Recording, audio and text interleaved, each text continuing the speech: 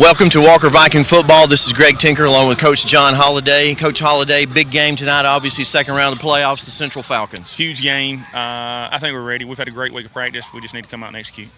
Well, talent on both sides, obviously skilled players on both sides. On our side of the ball, we're all healthy. We are. Everybody's healthy. Joe Swanigan got a little knee problem. He's going to play, but other than that, everybody's good. Game plan for tonight, Coach, in terms of offense? We have different scenarios. We got to run football though to win. We're still going to try to throw the football, but we got to run the football to win. And defensively tonight, Coach, obviously Mitchell Spates played well all year. Tonight it's going to be a challenge for him and the linebacker core, I'm sure. Mitchell's got to have another big night, and we got to stop the run. We got to contain the quarterback. We must contain the quarterback, not let him have big plays. Big rain tonight. Just before we came out for the interview, Coach, the field looks like it's in pretty good shape. It does. I don't think we have any problem with footing, so I think we'll be good. Well, good luck, Coach. Second round playoffs tonight. Thank you. Well, as you heard Coach Holliday say, second round of playoffs, the field is in pretty good shape. Mitchell, we just walked across from the end zone all the way out here, and from what we can tell, there shouldn't be a footing problem tonight. Even though there was about an hour's worth of rain, it looks like tonight shouldn't be any problem with that. Looks like the field drained well. Everything looks good. Like I said, shouldn't be no footing problem. Hopefully the Vikings can take advantage of the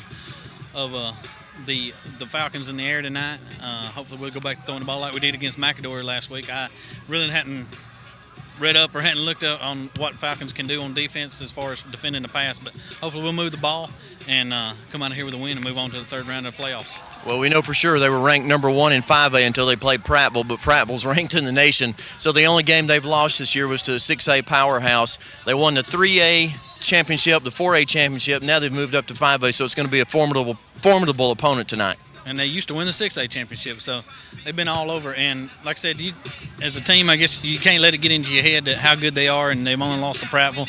But, in the coach's mind, that's got to be in the back of their mind. But hopefully, like I said, we can overcome, play like we know we can play, and we'll come out of here with a victory. Well, this is renewing the old rivalry from years ago when we were both into 4A and then 6A, the Central Falcons, the Walker Vikings, second round of the playoffs. We'll be back in just a moment with the kickoff.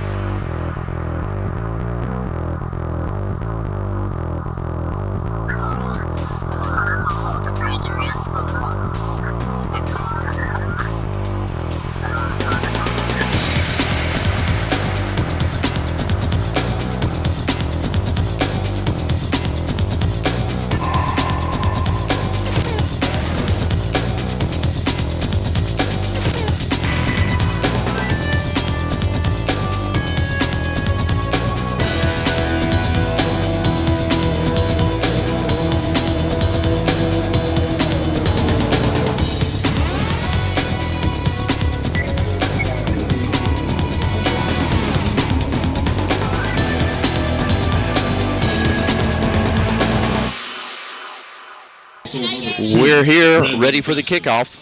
Greg Tinker along with Mitchell Pittman in Tuscaloosa, Alabama. The Central Tuscaloosa Falcons, the Walker Vikings, second round of the playoffs and the 5A State Football Championship. Here's the kick by Jordan Pridemore, number 47, taken in at number 24. And then a good tackle by Mitchell Spates, Dexter Parham, Dustin Hood down there. The same guys, Mitchell, that we've talked about all year long. And a couple of those guys are seniors, and they're excited about having a big night tonight here at Central Tuscaloosa. Yeah, you could see them in warm-ups, Greg. They were really pumped, really ready to play. You could tell the excitement on the team, by all them leaders like you was talking about. Every one of them is ready to play this game, move on hopefully to the third round. First down and 10 from the 28-yard line of the Central Falcons. Double tight end set for the Falcons. One receiver split to the left and a single back in the backfield. And the give to the deep man, and the good tackle there by number 35, Josh Freeman. So Freeman able to get into the backfield and trip up the Tuscaloosa Central back, and he gets 2, so it's second down and 8. And Mitchell, we're going to have some competition tonight from the public address announcer, who's going to be the play-by-play guy, it sounds like. Yeah, the speaker's right up above us here, and it's a pretty big one too. So you're going to get to hear not only Mitchell and myself tonight, you're going to get to hear also the public address announcer from Central High School. Here's going to be the give to the second to the deep back, and a good job by the offensive line of Central moving our defensive line. Underneath all of that, J.J. Callahan, and number 99, as we have said all season long, tough guy to block, Tyrone Dickerson. So a gain out to the 36-yard line, and it's going to be close to the first down, third down and a yard from about the 37. Jackson brings him up. So third down and 2 from the 37-yard line for the Falcons. Vikings in the 5-2 defense, and here's a good surge by the line, but it's going to be a first down for the Falcons as the deep man is out past the 40 to the 41-yard line. So it'll be a first down and 10 for Central from their own 41-yard line. Yeah, we're going to have to, Greg, we got to can't let it get like it did last week when McAdor was able to run on us the first 2 drives and put 14 points on the board, but we've got to find a way to stop this back. We done a good job on first down, but second 30 he was able to get the 10 yards he needed for the first down. First down and 10 now from the 41. Again, a straight handoff, and this time a good job by the Vikings. There's Ingram, number 12. Also in there, of course, Mitchell Spates, number 37, Bobby Tucker. One more opportunity for those seniors to play football, and they're going to stop the Central back for about a half a yard gain. It'll be a second down and 9. Yeah, we were able to bust through there that time, Greg, and read the play well. Like I said, Mitchell Spates and them doing an excellent job on that play of stopping him. Like I said, he barely made it back to the line of scrimmage. He gained about a half a yard. So again, a fake handoff this time. Josh Freeman putting pressure on. There's a throw that's deep. Good coverage by the Vikings. Great coverage by our best cover guy so far this season, Mitchell. He's just really come alive. He's grown up this season. Jaquise Kirk, number 6, running stride for stride with the Central receiver. Not a chance for them to catch the football. The receiver couldn't get any separation from Jaquise, and as soon as he seen the ball was in there, Jaquise run just like he was the receiver then. Of course, neither one of them could make it to it, but excellent play on his part. Third down now and 9 for the Falcons. That was their first throw of the game. Now they've got 4 receivers in the formation on the third down and 9 play. 9:36 to go in the first quarter. No score here at Central Tuscaloosa. Straight drop back pass, throw over the middle. It's going to be high and caught but broken up by Jaquise Kirk. The intended receiver tipped the ball. It ends up in the hands of another receiver, and Jaquise is there to make the hit to separate the receiver from the football. That's it, Greg. Once it's tipped, he can do anything he wants, and Jaquise went ahead and laid into him, and the ball got there. He wasn't able to hold on to it. Plus, I'm going to assume the ball is a little wet. I know they're swapping it in and out, but them balls get wet. So it is now a fourth down and 9 from the 42 of the Falcons, and they will punt. Back deep is Wesley Smith.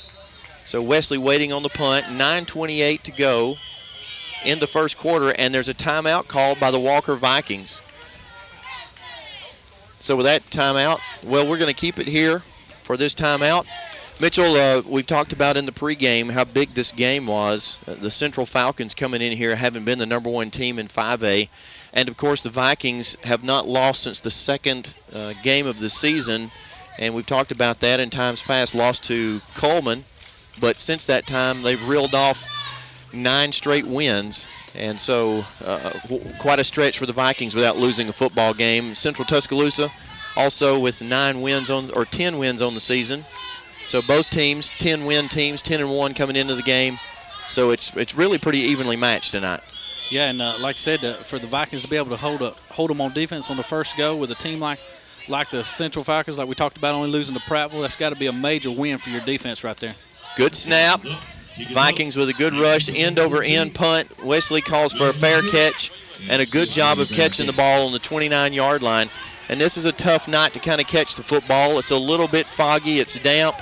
The ball's got a good chance of being wet, so being sure-handed tonight is all that much more important.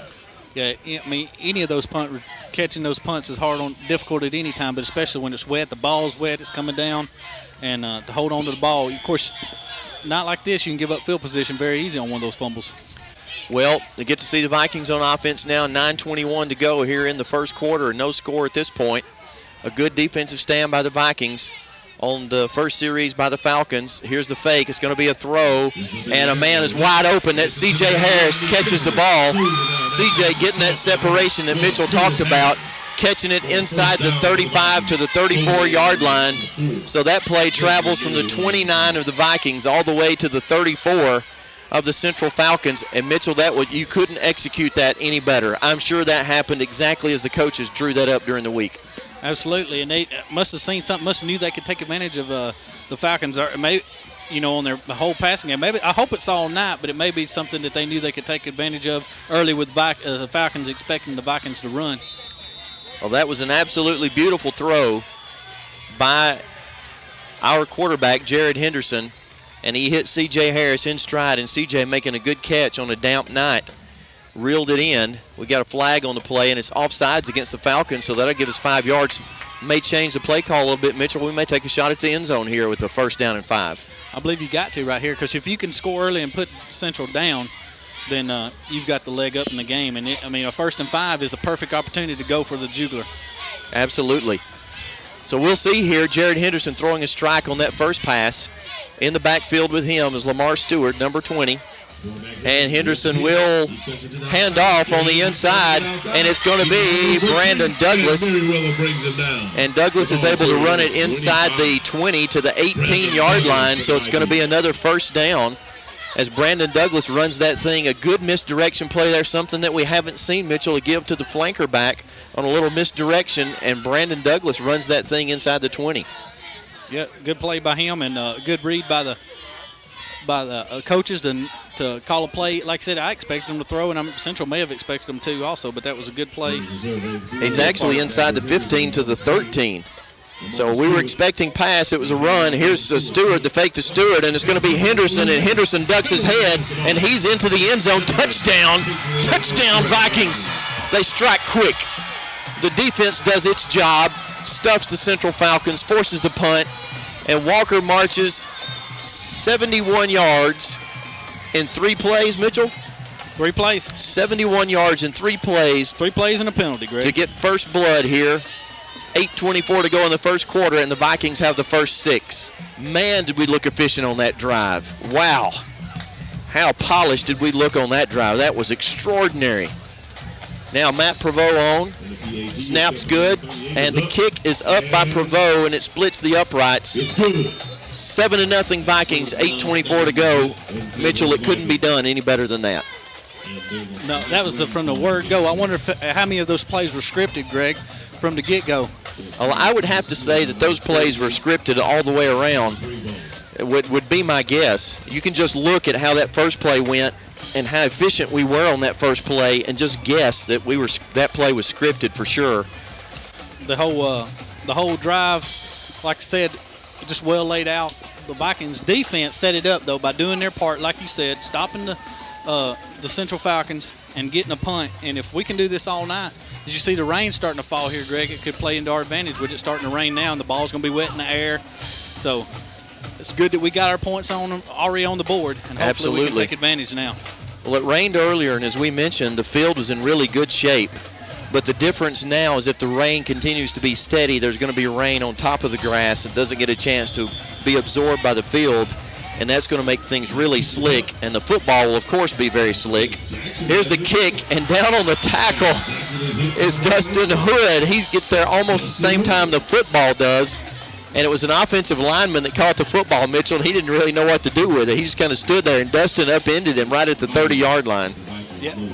Obviously, the coaches know that they have a good kick return team.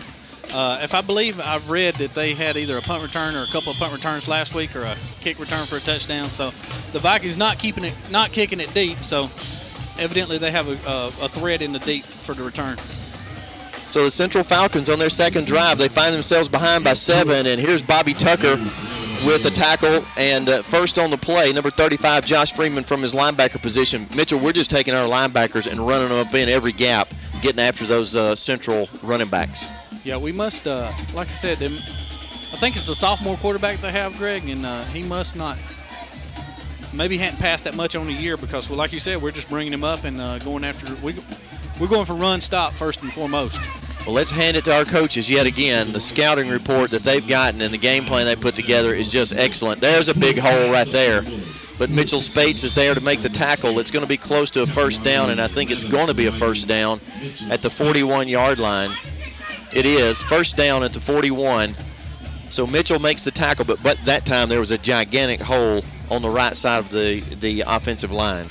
Yeah, they were able to blow a hole, and they're going to get some holes open and get some first downs, but we just got to keep it the game and don't let them beat us deep. Don't let them beat us on a big play. So a steady rain falling now as Central driving. 7:30 to go in the first quarter. The Vikings lead 7-0. Scoring on 3 plays on the first drive of the game. Now Central going to have to spend a timeout. They've got some confusion going on. So Central spends an early timeout. We spend an early timeout. Central spends an early timeout. It's one of those games where every play matters. Every call matters, and you want to make sure of everything. Yeah, and obviously they didn't have the set they were wanting in there or seen something from the Vikings defense that was going to blow what they had up called. So as the rain is starting to get hard now, Greg, and heavy. Picking up in intensity for sure at this point, as it's not a drizzle anymore. It's a downpour at this point. You see right there on the camera. Yeah, absolutely. You can tell just how hard it's raining. And this is one of those games as a player, Mitchell, where you just have to get out there and enjoy it. You got to be a little kid again and enjoy the rainfall. That's right. You got to love playing in it.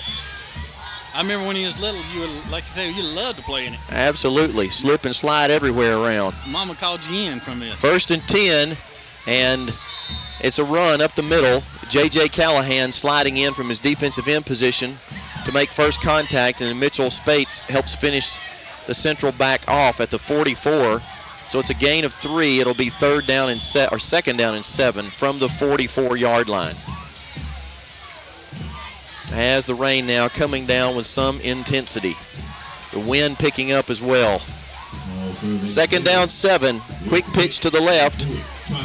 And it's a good job by J.J. Callahan yet again. Tyrone Dickerson there. Josh Freeman, Mitchell Spates. Good read on that and a loss of a yard, so it's going to be 3rd down and 8, and that forces Central into a passing situation. And with the rain coming down like this, you don't want to be throwing the ball too much. That's right. I mean, it's going to be hard. It's hard to get the ball in there like this, first of all, because it's wet. Like I said, the rain falling on top of the ball makes it hard to hold on to. And the rain that time, actually, we didn't have a foot in our first man through, couldn't get stopped in time to tackle him for more of a loss. Pass thrown deep, and it's out of bounds. Caught by one of the Walker coaches, out of bounds. So that pass well overthrown. A bit of lightning in the area. See a strobe of lightning in the sky. So it's, we go the whole season, Mitchell, in our 12th game of the year, we get rain. First game of the year and huge playoff game, and we get rain. Held off all day long till just game time, and now we're getting it. 4th down. Hopefully it plays into our advantage, so Greg. I'm hoping for sure. 4th down and 8. Punt coming up. Good snap. Kicks away. It's going to go out of bounds over by the Walker bench, and will be spotted at the 33-yard line. So at the 33, the Vikings will take over on their second series. 6:03 to go in the first quarter. The Vikings lead 7-0. 2 series by the Falcons, and they punt both times. And we'll have to say on that, Mitchell, that is a great job by the Viking defense. Absolutely. I get a stop, 2 stops. And like I said, you moved the ball prolifically down the field the first time. Hopefully we can still move the ball. Hopefully the rain does not affect us as bad as it has Central. Here's going to be the give to Stewart, and Stewart's going to have a yard or 2 out to the 36. So a 2-yard gain. That ball was marked at the 34, so a 2-yard gain, 2nd down and 8 from the 36. Lamar's first chance to touch the ball tonight, and one of the things that Lamar will find in this game that we'll see is that Central will be able to match our speed. Yeah, they got the quickness themselves. You seen that with Brandon Douglas on that tackle on him when it normally all year long he would have blew by that guy, and then he was able to make the play. 2nd down and 8 from the 36 of the Vikings. They lead 7-0. Jared Henderson at quarterback. 1 for 1 in his passing. Here's a flag before the play ever starts. Didn't see a Viking move, so it would seem to indicate that someone was lined up off sides again. And we'll see as the signal comes up. Didn't see anybody move. And the signal, illegal participation against the Vikings. So an illegal substitution of some sort. So somebody came in too late on the play. A 5-yard penalty will make it a 2nd down and 13. And the ball will be at the 27-yard line. 2nd and 13. Didn't see that. Didn't see somebody come in late, but obviously there was. Maybe we couldn't see, just maybe stepped off the sideline right onto the field. May have, and we sure don't want to be backing up right here in this situation. And we're going to have a timeout for Lightning, I think. Is that what's going to happen? We're going to call a stoppage for, I don't know. We haven't seen exactly what's happening yet, but there's a stoppage. Don't they send them inside for? They should. They wouldn't stand on the, if we're going to stop for Lightning, then they wouldn't stand on the sideline.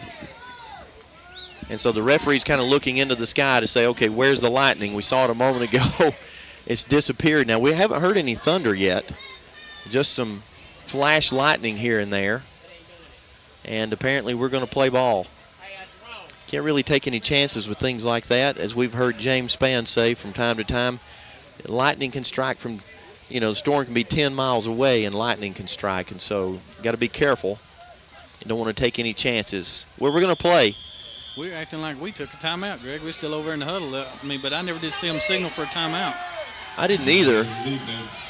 It's a 2nd down and 13 now. And here's the give to Stewart. Stewart battles his way out across the 35 to the 36-yard line. So it's going to bring up a 3rd down and about 9 from the 36. Ball just across the 35, 3rd and 9. The rain not as intense as it was a moment ago. It's really slacked up now, so a quick shower passing through, and maybe that'll be it for the night, hopefully. 3rd down, 9 from the 36. Henderson will fake the pass. It's a delayed handoff, and it's to Stewart, and Stewart's hit and hit again, and he's going to be dropped for a loss. And the ball will be spotted at the 34-yard line, so the Vikings will punt. And Mitchell, that's an example there of the speed of the Falcons. Right, but the play didn't catch them off guard. Plus, like you said, they got enough speed to recover and make a play. So the draw play was not enough to take them by surprise. It was a draw, delayed handoff, and the Falcons equal to the task. So it'll be Christian Matthews punting, good snap, and Christian runs it off to the right side, and he's going to take off and run, and Christian is going to be 1st down, I believe. Yes, sirree. Christian read that very well and ran the ball out to the 45, and it's going to be a 1st down for the Walker Vikings at the 45-yard line as he had all kinds of room to run. Greg, that's that play where, like you said, when he's running up, if he don't sense anybody coming at him, any kind of pressure, he goes ahead and takes it. He's got that authority to take it, and like you said, it works out well for him right there. And so it is a 1st down, but we're going to have another stoppage as the referee calling both head coaches out. Going to talk about the Lightning and I guess get their opinion of what should we do, guys. And, the clouds are kind of broken as you look up at the sky. I can't see this lasting very much longer, and I would suspect that both coaches will agree to go ahead and play. We haven't seen any cloud-to-ground lightning, Mitchell, none of that streak lightning. It's all been of the flash variety, so I suspect we're going to play ball. Yep. Yeah, indeed. He signaled go, so. Well, today at lunch, we were talking with Coach Holliday's wife. She teaches at the middle school where I teach at Maddox, and we were talking at lunch about tonight's game, and she was saying that she had told her husband, you got to punt more. And he said, I just hate to punt. I hate to give the ball up. He said, that's like giving up. Well, you can see on that last play it didn't give up. Here's a pass complete to Douglas, and Brandon's got the ball inside Falcon territory to the 40-yard line. Good throw, good catch. Henderson is on target tonight. Yes, great play, and like I said, he may be going to Douglas more tonight than he has earlier. I mean, all year long. He's been his primary target on a couple of passes, but Douglas got so much speed, he's going to be one that can match speeds with Central. Well, he's down to the 40-yard line, a gain of 15 on that play. So Henderson back again in passing position, and he's going to get the Falcons to jump there. And it's something that, we're now 12 for 12, Mitchell. Wouldn't you say? Oh, yes.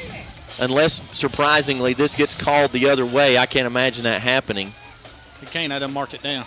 Yeah. It's got to be offsides against the Falcons. We can't take it back. Yeah, there it is. So we're 12 for 12. Our quarterbacks have caused the other team to jump offsides 12 games in a row, and we did it all last year with Corey Wilkes. So you know it's good coaching. And that's an easy 5. And now that gives us an opportunity to, again, first down and 5, take a shot at the end zone maybe. You think we go up there and say, hey, we're going on first down? I don't know. Whisper to each other and let the other team hear it? I'm not sure how that happens, but here's Henderson faking the handoff inside, and he's loose around the right end. And Jared's going to have the ball all the way down inside the 20-yard line to about the 14 as he's doing some marvelous ball handling tonight on those fakes. That's all it takes is enough of a fake, split second, to get the linebackers to freeze, and then he's free around the end. He's shown a lot of athletic ability tonight. Like you said, last week was his first game back after a couple games off, and he may have appeared a little rusty. Still had a good game, but tonight he's crisp on his pass, and he's able to get yardage on the run. Here's a throw, screen pass. It's to Stewart, and Stewart's going to have a gain of about 4 or 5. 3:26 to go in the first quarter. Vikings lead 7-0. They're threatening to score again as they have the ball down inside the 10 at about the 8 now. So a gain of 6 on that screen pass. Second down and 4 from the 8-yard line. The Vikings could have given the ball up. They were in a punting situation. Christian Matthews, very wisely seeing open field, takes off, runs it for about an 11-yard gain. And it's a first down, and now here's Henderson going to the left this time. And the best he can do will be about the 7-yard line. So going to be short of the first down. It's going to be 3rd and short as Henderson manages only a yard on that carry. A little more intense lightning now, but we see more clearly that the storm is north of Tuscaloosa. That seems to be where the heaviest rain is falling and where most of the lightning is. 3rd down and 3. Here's the give to Stewart. Stewart off the right side. Not going to have the first down, Mitchell. Going to be stopped about the 6. Going to be short by a couple of yards. I believe we're going to go for it, Greg. We're not sending any of the kicking unit in. Well, the quarterback sneak has been good all year long for a couple of yards. I suspect we're going to see them at least try to draw Central offsides. So as soon as they set up right here, you'll see Henderson give a real hard count and try to draw the Falcons offsides. Yep. And so we'll see. There's the flag. What's going to happen with this? Thrown by the back judge. Nope. Going to call an illegal procedure against the Vikings. So that changes the scenario, and here comes Matt Prevost. Which may have been their intention from the get-go unless they could pick up a cheap first down. And I think it probably was. I think we're going to try to draw Central offsides, but a Viking moved. So it's an illegal procedure penalty against the Vikings, and the ball going to be placed down at the 18-yard line. So a 28-yard attempt by Matthew Prevost. Now the rain has picked up in intensity again. So in the driving rain, Matt Prevost will attempt a 28-yard field goal. Good snap, good hold. Kick is a sidewinding kick, and it's no good as the ball squirts out of there and shoots off left of the goalpost. And it's understandable why. The ball was wet, had to be wet, as the way the rain is coming down now. So it's picked up in intensity again. It's coming in waves, Greg. But Holiday and them, the opportunity to get some more points on the board and go up 10-0, you couldn't turn the pass up an opportunity like that. Second round of a playoffs against a team like Central. Absolutely. You're absolutely right, Mitchell. Had to take that chance. Vikings up by 7, looking to add 3 to it. And so now the referees are saying we are going to the dressing room. So we're going to take a timeout for a delay. We'll be back to action as soon as the lightning is passed. We'll be back here. There's 1 minute and 54 seconds to go in the first quarter with the Vikings leading 7-0. And both teams will now head to the dressing room while we wait on the storm to subside and the Lightning to get out of the area. So we'll take a break. We'll be back when the teams take the field. We're back here to Central Tuscaloosa High School. Greg Tinker, Mitchell Pittman, Matthew Combs tonight on the camera. And we're ready to play. The referee's got us back out here, and we're going. So that was about as quick a transition from the dressing room to the field as I've ever seen. We kind of thought they'd give them a couple of minutes to loosen up, but no such thing. We got back out here. We're playing. The rain is pretty much out of the area for the time being. Central's got the ball. They rush for 3 yards. It's a 2nd down and 7 from the 15-yard line. That was a quick turnaround, Mitchell. About a 10-minute delay, and then all of a sudden, bam, we're back playing football again. I want to try to get it over with. So Vikings lead 7-0 here in the first quarter. Here's a pass over the middle, well behind the receiver. Poorly thrown pass. Good coverage, though. Good coverage by Jamarcus Carey and Dustin Hood. And this is one of those games where you don't like breaks like that if you're a player, because you go in, you're wet, you get cold. You like to stay out there and stay warm and loose. Even when you're wet, if your body temperature's up, it doesn't matter a whole lot. Right, and you, like you said, you go in there and plus you're sitting there idle, you're losing momentum, so you really don't like those. There's a fumble on the play. Oh, man, what a hit. Wow. I think that might have been Josh Freeman that knocked the ball loose in the backfield. And then the Vikings finished off the Central quarterback, and I couldn't tell who the two were that hit him, but I'm surprised he got up. They almost broke him in half. He got up. I mean, they come through the backfield to the quarterback untouched. Like I said, it's too slick to stop, and he was able to knock the ball out, though. He fumbled the ball forward and actually picked up a couple of yards, but still it's 4th down and 4 from the 18. Good snap, kicks away. It's low, end over end, a horrible kick that's going to roll dead at the Viking 42-yard line, or at the Central 42-yard line. So the Vikings will take over on their 3rd drive now. 1st and 10 at the Central 42-yard line. 28 seconds to go here in the first quarter. Vikings leading 7-0, and I wouldn't be a bit surprised to see us come right out of the dressing room with the change of possession here and go right for the kill.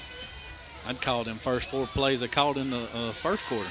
Absolutely. Let's run the same route. So we're going to do this again. They'll script them first 4 again. C.J. Harris in the slot on this side. Now he's in motion. And Henderson will throw the flare pass, and it's going to be out to Lamar Stewart, and Stewart's got running room, finally ridden out of bounds down at the 35. So a gain of 7 on the play is going to make it a 2nd down and 3 from the 35-yard line. And Mitchell, I'll just give that to you whether you call it a pass or a rush, because I honestly couldn't tell where Lamar was when he received that pass. I couldn't either. I gave it to him as 7 yards rushing. All right, good deal. I think you're fine to do that. It's a 2nd down and 3. 22 seconds to go as Lamar was ridden out of bounds. The clock stopped.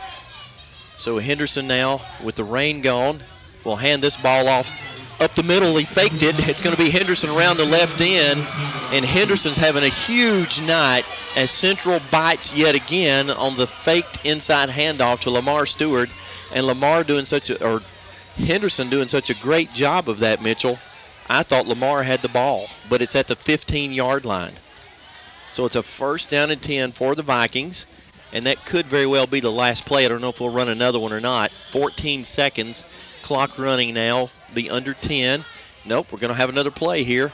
There's a throw into the flat, and nobody there for the pass, and Jared just kind of throws it in the direction of someone, and nobody there. Confusion on that play. Yeah, Greg, looks like him and the receiver weren't on the same page, but that is his first incompletion of the night.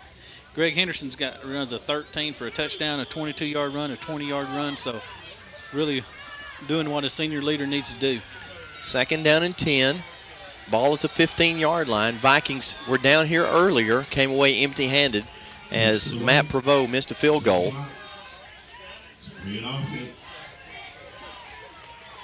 So Henderson now, Lamar Stewart changing sides on the 2nd down and 10 play.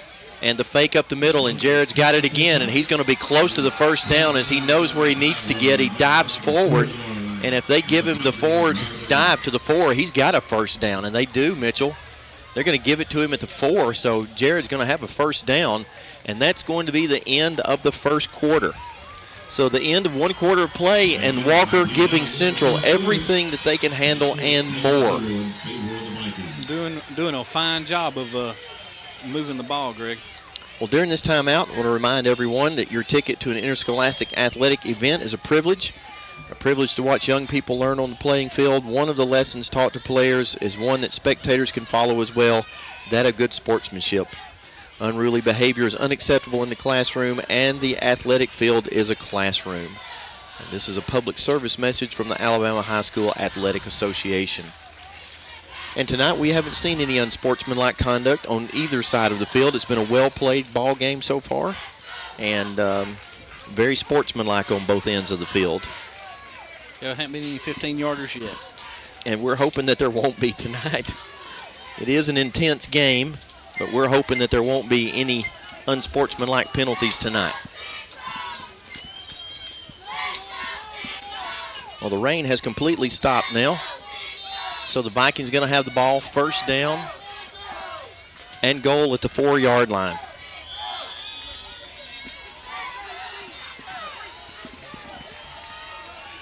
So first and goal at the 4 for the Vikings.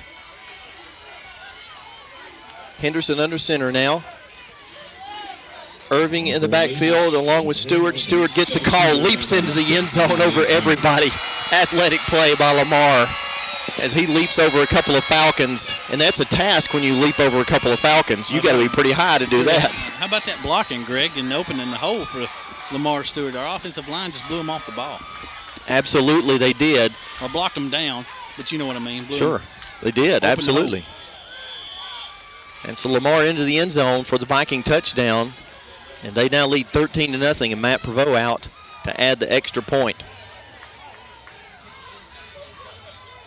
Good snap, good hold.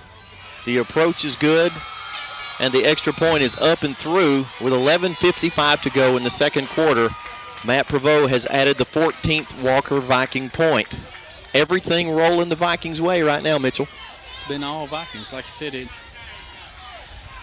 and very easily. Who knows if it hadn't been an illegal procedure penalty, we may have thrown them offside. We could be up 21-0 right now, Greg. And like I said before, I bet Holiday wished they'd have took that break right before the kick. So it would have been nice. We might be up 17. We certainly might, because that ball that Matt Prevost kicked was a slippery ball, like an oiled pig out there. I don't know that they call them the pigskin anymore. How are these synthetic footballs now? Yeah, I don't know if any of it's. I don't know if we have any truly genuine pigskin anymore. The only pork skins you can buy are in the convenience store. And I do love them. So the Vikings set to kick now. Jordan Pridemore doing the honors. 14-0, the Vikings lead, 11:55 to go in the half. And here is the pooch kick by Pridemore. It's caught at the 40, and the Vikings treating the receiver very rudely as they knock him down at the 39-yard line. See where the ball will be spotted. So a short kick. Vikings getting a chance to get down there with good coverage, and they are punishing the Falcon receivers when they catch the kickoff. And that must be Pridemore's kick, because did he kick all three, Greg? He did. Yeah, so that is his kick. So the Falcons take over 1st and 10 at their own 38-yard line. They trail now 14-0. Quick pitch to the left. Vikings stringing it out nicely. There's a hold right there that didn't get called. Fumble on the play, and the Falcons, I believe, got back on it. Boy, there was a hold on Josh Freeman. I wish we could run that back and look at the call, because Josh Freeman was being held like nobody's business. They're blocking him, and he had a hold of the jersey, and Josh could not get free from that, and the side judge was right in front of it, and no call. The first big play of the night for the Falcons, Mitchell. Ball at the 45-yard line of the Vikings. Still running hard, and he picks up about 6 or 7 on the carry. This time the tackle by Joseph McDonald, number 82, getting up on the bottom of the pile there. A gain of 6 on that play. So it'll be 2nd down and 4 from the 39-yard line. Really don't need to get lax on defense right here. We need to blow these holes open. They're still just handing the ball off. So we've seen that they're not really able to throw, haven't completed a pass yet. Here's another straight handoff, and the pile moves forward to about the 36-yard line. So it's going to be a 3rd down and short. Underneath all that, J.J. Callahan. So the ball's at the 36. It'll be a yard short, 3rd down and a long yard from the 36. Central now probably already thinking 4 downs here, though, trailing 14 points here in this game. 10 minutes and 39 seconds to go in the first half. Here's the give again, and this time nothing doing as the Vikings are there. Great play, Joseph McDonald, Josh Freeman in there, both of them shooting the gaps, stunning on that play and causing a yard loss back to the 37, so it's going to be a 4th and 2 now. And Central will go on 4th down, and really, Mitchell, more like 3, wouldn't you say? It looks closer to 3, maybe 2.5 to 3. And, well, Central, if they did punt and win the end zone, they wouldn't give up much here, so this is definitely the call to make right here. But the Viking defense needs to come up big right here. 4th down, and we'll call it a short 3 from about the 37-yard line. They need to get past the 35. Here's going to be the option, and the Vikings in pursuit. Not going to get it. They're not going to get it. Great play there by the Vikings. There's an Ingram in on that play. Man, what a great play. And what I like about that is he got off the sideline in a hurry, got out there for the celebration off the field. How about Daniel Ingram? What a big play.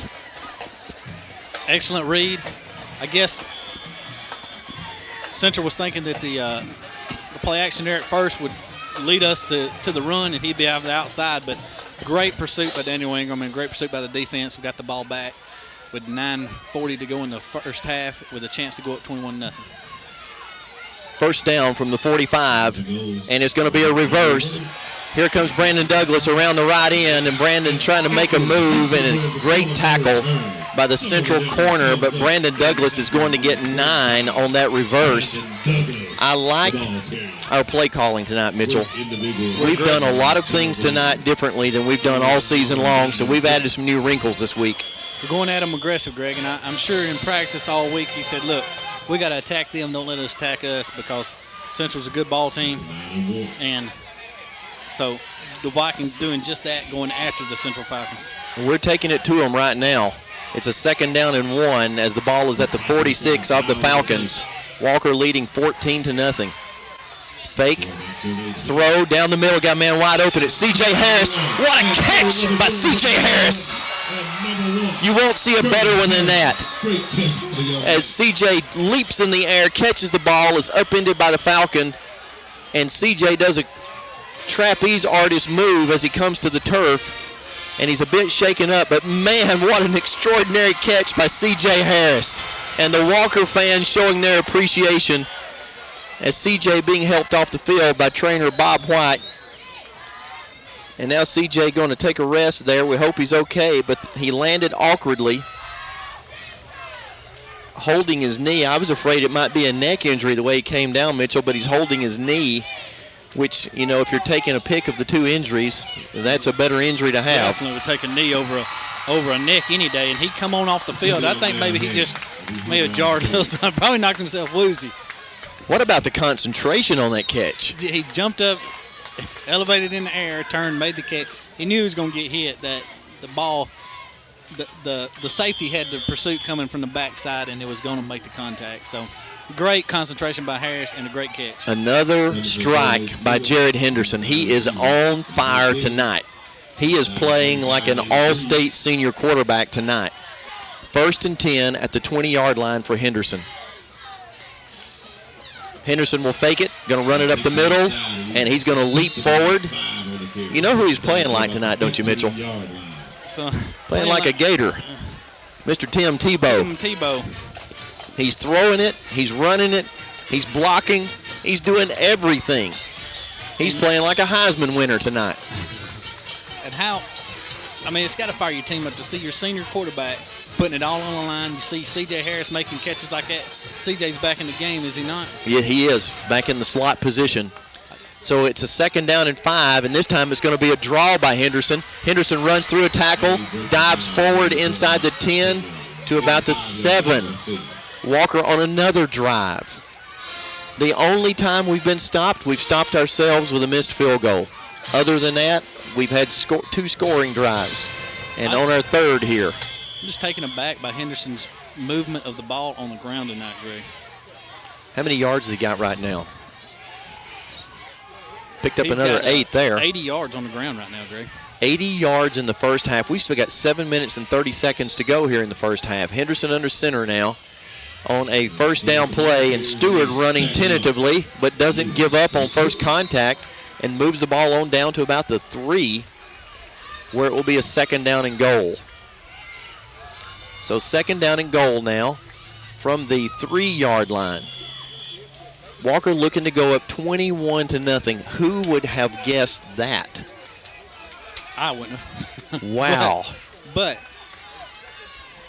you know how hard, it's got to be harder to keep a team focused when you go into halftime like that. We've seen it in the Alabama-Georgia game. It's very difficult to keep a team focused when you're running all over a good ball team. Absolutely. Here's Henderson back to pass, throws the ball out in the flat, and nobody open there, and Jared wisely throwing that ball away. We didn't see the jumbo package there, Mitchell, like we normally do with Mr. Touchdown Fred Jones out there. What a great addition to the Walker Viking team this year, Jared Henderson, and then in the middle of the season, another great addition at linebacker.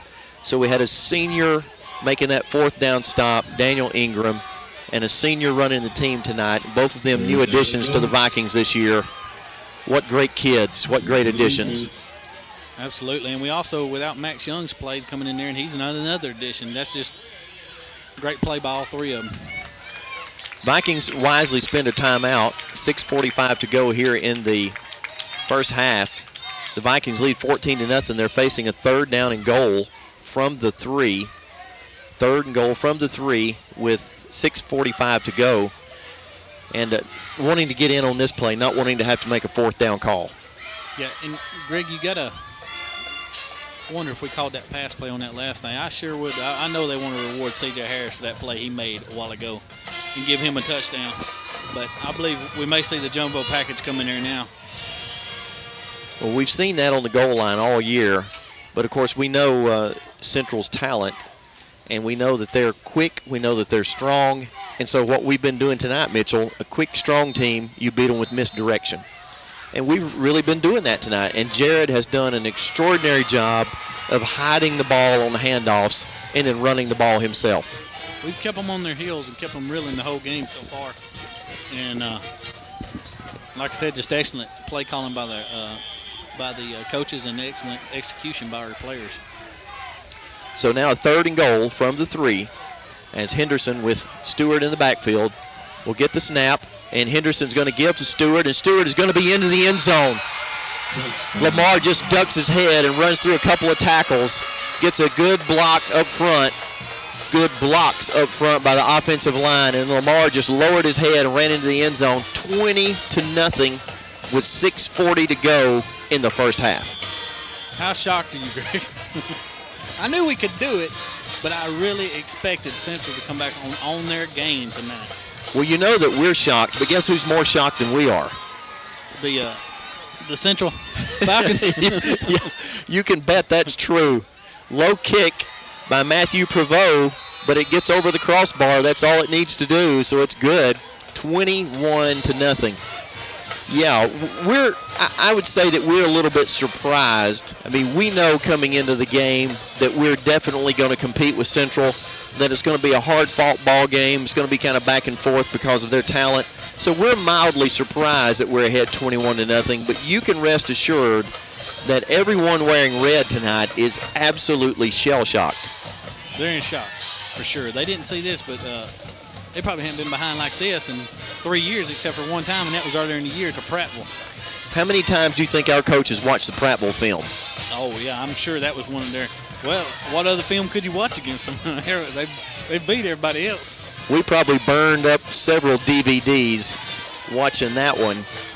I can almost assure you of that, and it's obviously paid off. Our game plan is so good tonight. It's obviously paid off because we've done so many things right. on both sides of the football. Executed well. Like you said, defense and offense. Jordan Pridemore to kick again. It's the pooch kick again.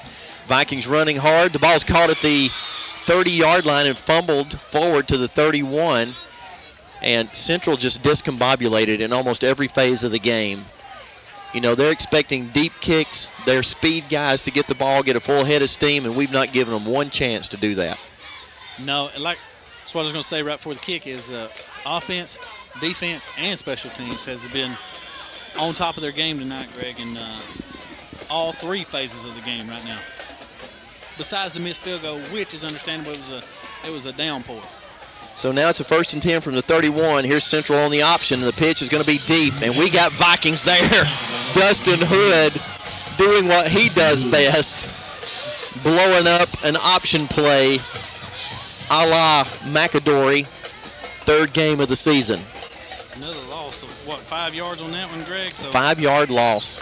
The past 2 plays have been past 3 plays have been minus 13 yards. So how often do you think a Central back has looked up and seen 3 or 4 opposing jerseys right on top of him on a pitch? And you know, Dustin Hood's done so well on that this year, getting in there, keeping them from getting to the outside. Pass play going deep. Pass is going to be well overthrown. Great coverage by Jaquise Kirk, again running step for step. And Mitchell, what we're going to do is exactly what we did to Irwin. We're just going to sell out and play run until Central proves that they can pass. Have they completed one yet? 0 for 4 on passing, Greg. And, you know, and he appears to have plenty of arm, but he's not accurate. Haven't even really been close to completing a pass yet. I mean, he threw that one a good ways down there. I mean, that's pretty strong arm, but like I said, it's just not accurate. 3rd down and 15 now. Straight drop back pass, 3-man rush for the Vikings. Ball thrown up in the air. We're going to have a shot at this one. And Jaquise Kirk, the closest man to the ball. So 4th down and 15. Central going to have to punt. 5:49 to go. Vikings going to get the ball back, probably going to get good field position and have a chance to put more points on the board. Already tacked 21 up there. A chance to add to that. And have missed the scoring opportunity. We have, if it wasn't for that, I mean, it could be a 28-0, 24-0 ball game. We should get this with a half a field to work with 5:49 to go.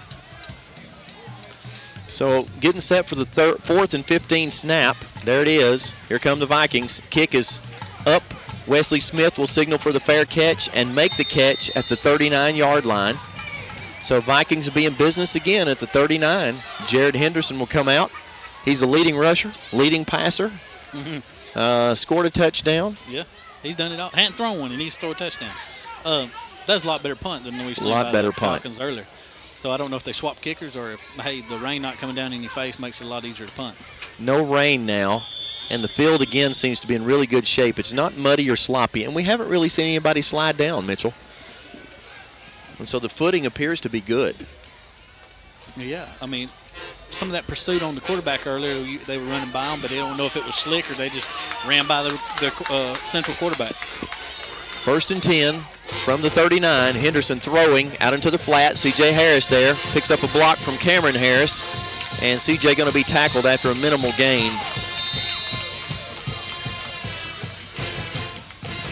Somebody losing a helmet over there, a Central player losing a helmet.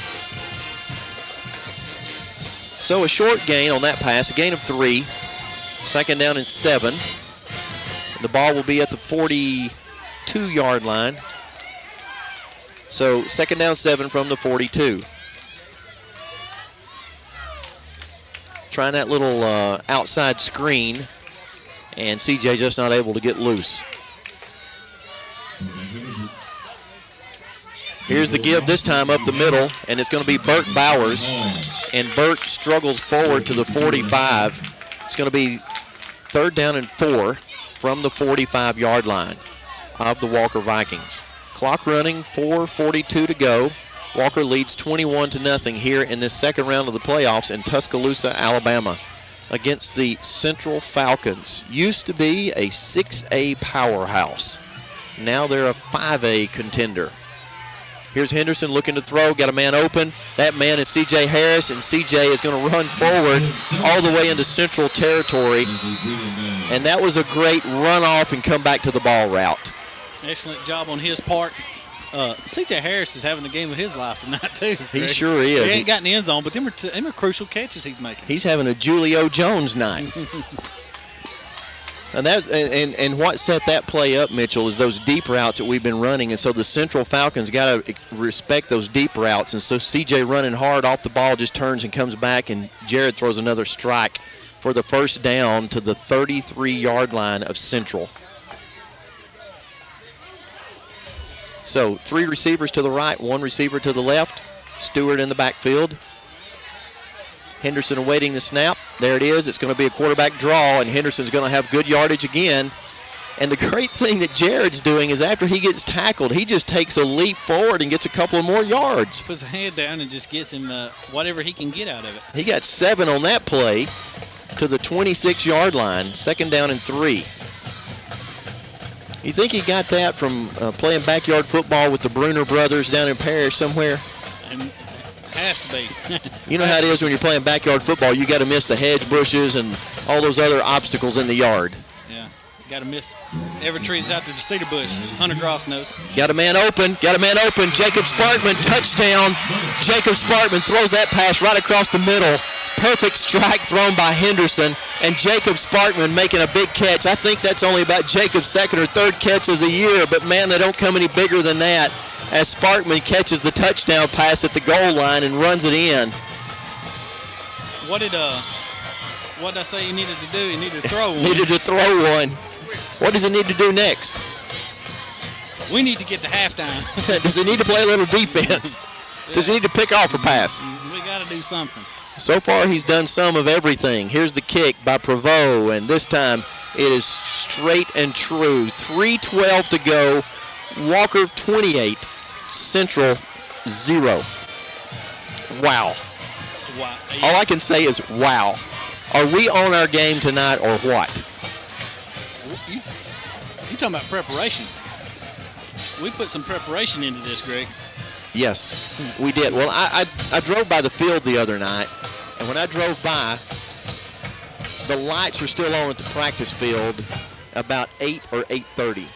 And I'm thinking, okay, what is going on at 8 or 8:30 on the practice field? And I guess this is what was going on. It may have been Jared out there by himself. It may have he and CJ out there running routes. Him and his dad and his Uncle Steve out there.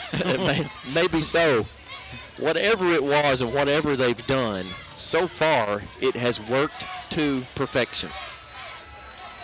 I suspect, though, you mentioned it a moment ago, I suspect that Coach Holliday may at halftime remind the guys of the Alabama-Georgia game where Alabama's up big and then Georgia comes out in the second half and takes it to them.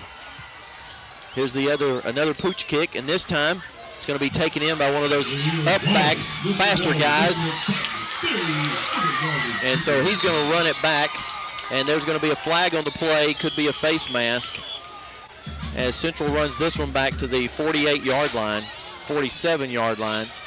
Hopefully it's blocking the back, but I guess it's against us. But it was thrown right on top of the football, like and that's almost got to be a face mask where it was thrown. Yep. It was only 5 yards, so right? Well, we'll see. It didn't seem like one where the head turned around. He didn't give a personal foul symbol, though, He did not give a personal foul. So it is the 5-yard variety. Still, they got well, you see the adjustment Central made on that kickoff, right? Yeah. Plus, probably more kicked it just a little bit deeper than he has been kicking it. And those deep guys ran up, and they made sure that they're going to get it in their hands. So we used to having it. So you might see Prevost out there the next time around to kick it deep. 3 minutes to go. Central trails 28-0. They have the ball at the Walker 48. They need to get something on the board here before halftime. Back to pass. Throw out into the flat. It is knocked down by Daniel Ingram. Great play by Ingram. Straight zone coverage that time by the Vikings. Everybody dropping back, covering their zone. And Ingram did a good job of taking a proper drop and got one hand up and knocked the football down. That's a senior play. Looks Second like down 10. Central. I'm sorry, Greg. Go ahead. Looks like Central may be content with trying to pass the ball here. Well, and you know what? It plays into Walker's hands because what we're wanting to do is force them out of the running game into the passing game, just like we did to Irwin earlier in the year. Here's a pass out into the flat, caught on a timing route. Tackle, short of the first down by Dexter Parham. Daniel Ingram out there, Dustin Hood out there. Gain of 7 on the play. It's going to be a 3rd and 3. The ball's at the 42-yard line. 2 minutes and 30 seconds to go in the half. Walker certainly not wanting to give up any points here before the half. They lead by 28 to nothing. It's a 3rd down and 3 for the Falcons. 3rd down 3. Here's the give to the deep man. He's hit in the backfield by J.J. Callahan, and J.J. knifing through is going to force Central into a 4th down play as the ball is marked at the 41. So it's going to be 4th and 2. 4th and 2, a long 2 at that. Yeah, that's almost a 3, Greg, and another play like that by Callahan would be great. No, Ingram, the play he made a while ago on 4th down, we need another one of those right here. But J.J. Callahan, the guys in the front are doing an excellent job tonight. Can't say enough about them as well. Can they do it again? And it's going to be close. I think he's going to be short. Although the spot where the guy ran in from the side looks like it could be a 1st down. But I think we'll have a measurement. We should have a measurement here. Yes, we will. It's going to be really close. I didn't think he got it at first, but he may have squirted underneath. I couldn't see when he hit the ground. Where contact was, he was stopped short. Where the ball ended up, it may be a 1st down. How inaccurate is this, though? We'll really find out. 1st down by a little more than a football length. But there's only 1:28 to go, and Central's already used 2 timeouts. So 1:28 to go in the first half. Walker leads 28 to nothing. Central with a 1st down at the Walker 38-yard line. So 1st down at the 38. Central desperately wanting to get points on the board. The Vikings wanting to keep that shutout intact. Maybe we could get a pick right here, Greg, because I'm sure they're going to try to put the ball back in the air. Clock running. Central taking a lot of time. Here goes the pass. Back to throw. It's a deep route, and it is incomplete. Terrific coverage over there by Dexter Parham. Our corner. Oh, my bad, Greg. Same thought. Go ahead. Our corners are playing phenomenal tonight. They have all year, but they have just played well tonight. Hey, he is 1 for 8 on passing, Greg. That was a 7-yard pass, and that was that timing route where the receiver turned around and the ball was on him. Our corner guys are running stride for stride every step with the receivers on the outside. Excellent, fantastic job. Here comes the blitz. Plenty of time to throw. This time good coverage, though. Josh Freeman right where he's supposed to be with excellent coverage. That's going to keep the clock running. And there's a very minimal gain on that. I don't even think they moved the side stick, Greg. Maybe a yard. There it goes. Okay. 2-yard gain on that play. 50 seconds to go. Central not in any hurry. If this is their hurry-up offense, it's not a very good one. Eating a big chunk of time on the 3rd down and 8 now with the quarterback under center. Quick snap. Here come the Vikings. Throw down the middle. Got a man open. And that time, a little bit of blown coverage. As it's going to be Jaquise Kirk and Dustin Hood teaming up for the tackle. Had 2 receivers in the same area. And so now with 31 seconds to go, Central's got the football inside the 5, and they're going to spend a timeout. And I think that's their last timeout. So the first defensive breakdown tonight, and that was a breakdown because they had 2 receivers in the same area, and we weren't quite there to defend that pass. Yeah, we, like I said, that was a broken coverage and ended up giving them the 1st down there, Greg, or almost a touchdown. Take time to read that the Alabama High School Athletic Association believes that athletics and academics go hand in hand. The Bryant Jordan Student Athletic Program also supports this concept and awards over $4,000 to 96 student athletes each year. Ask your principal, guidance counselor, or coach about it. A public service message from the Alabama High School Athletic Association. But well, we'll take one breakdown because our defense has just been stalwart tonight. I mean, they have been incredible, stopping Central time and time again, giving them absolutely nothing. This is the only sign of life that Central's had tonight whatsoever. The ball is inside the 5 where it'll be 1st and goal. So we're in our goal line defense. 31 seconds to go. Roll out to the right. Pass into the end zone. Touchdown. And we got 3 guys looking at each other. Somebody didn't know who had that coverage as 3 different guys looking at each other. So a ray of hope for the Central Falcons as they get on the board. And the Walker coaches will not be happy about that, especially that long pass down the field. But let's keep in mind that Central had a short field to work with. They got that kick and were tackled at the 48, had a 5-yard penalty that moved it into Walker territory. So less than a 50-yard drive for that touchdown, Mitchell.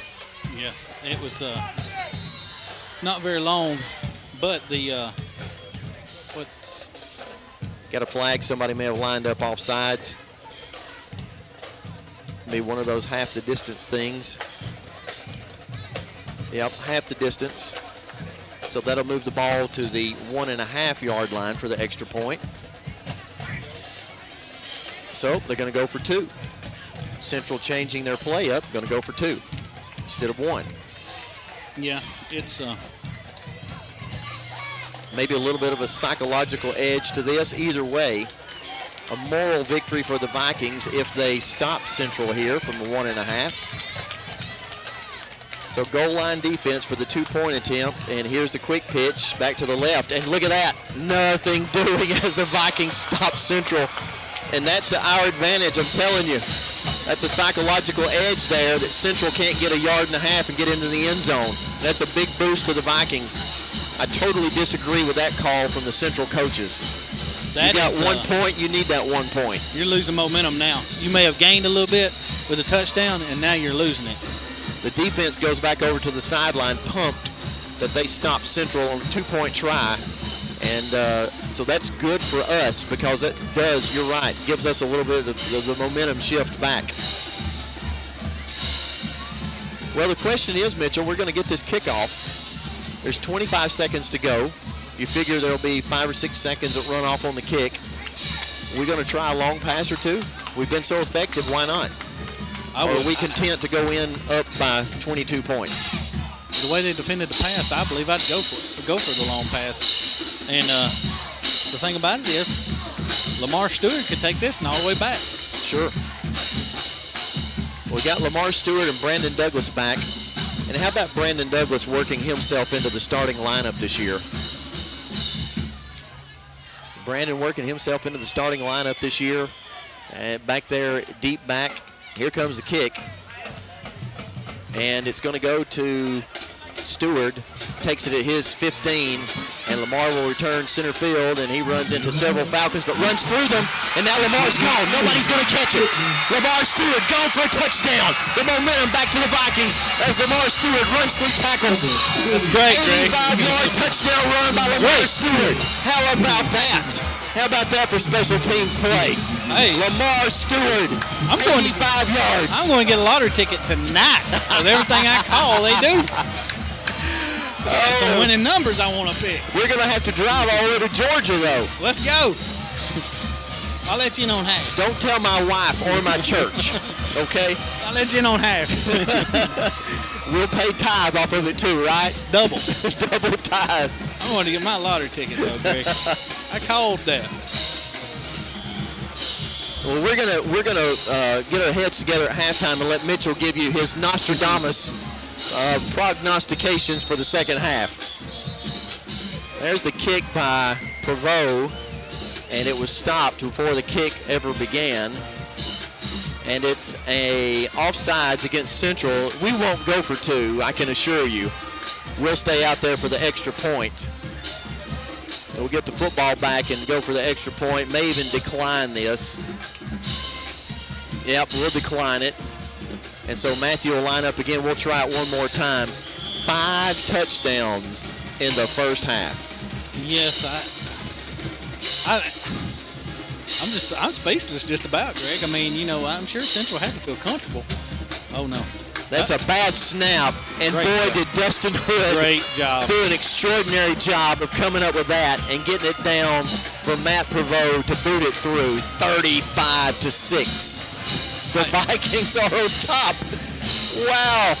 When it goes your way, Greg, it goes your way. And people's been asking me all week, you think the Vikings stand a chance? I said, we got a physical ball team on defense, and we got a good offensive team. I said, I don't know how Central's going to show up, what they're going to bring to the game, but I think we can play with them. I mean, maybe they should have said, hey, you think Central can play with Walker? I think they should have. Well, we've watched these guys all year long, and I've said more than once on this broadcast and to other people, the mark of a good team is, do you get better week to week? And we've just gotten better every week, stronger. Last year, Mitchell, you remember, 10th game of the season, we didn't get better. You remember that. We went to Deshler, and we didn't get better that night. And it carried over to the playoff game. This year, we got better every game, and it shows. And here's a kick by Pridemore that goes a little deeper. Stay in your lanes, guys. Let's get this tackle made, and we do. The tackle is made at the 34-yard line with 6 seconds to go. Good job by Rex Allred, Jonathan Gates, special teams guys down there making a good tackle, making their contribution to this 35-6 lead. Well, we know what they're going to do right here, so if J.J. Callahan, Bobby Tucker, and them can get some penetration, well, actually, Bobby's not in there right now, but if Suchi and J.J. and there you see 99 in the middle there. And he's going to be hard to block. So a 3-man rush. We've got other guys very deep. We got C.J. Harris on defense playing deep center field. And that 3-man rush almost gets to him. Quarterback's going to run. Nowhere to go. He's tackled, and that's it. The first half is over as Josh Freeman makes the tackle out of bounds. And the Walker Vikings are taking it to the Central Falcons. They are absolutely handing it to the Central Falcons, 35-6 at halftime. Well, there'll be no band tonight, Mitchell. They were in New York this week, and they're back now, but there'll be no band because they're going to be facing the opposite way, so there'll be no band tonight for the halftime show. So we'll just be back with the second half in a moment. You're going to say, Mitchell, before we go to break? I was just amazed. Well, we'll be back in a bit with some halftime stats and the beginning of the second half. We're back here at halftime. Greg Tinker along with Mitchell Pittman, Matthew Combs on the camera tonight. Your TV 55 Walker Viking Game of the Week. It's the second round of the high school playoffs, and Walker having an outstanding night so far. Mitchell, give us the rundown. Greg, Jared Henderson, the senior quarterback, showing his leadership. On the ground, he's got 87 yards rushing and a touchdown. And that's on 8 carries, Greg. And in the air, he's 7 for 9, 164 yards and a touchdown. So Jared Henderson accounting for 251 yards total offense right now. I know your receivers but he's accounting for it by throwing it. And C.J. Harris, leading receiver right now, 4 catches, Greg, 97 yards. But he has not got the touchdown, so I'm sure he's looking to get that. You making that call? Yeah. Even though I ain't going to throw that after yet. Stewart, 85-yard kickoff return for a touchdown. We've held Central 98 total yards offense, 31 in the first quarter, 67 in the second quarter, and 30 of that was on one play. And so it's not really close, 35-6.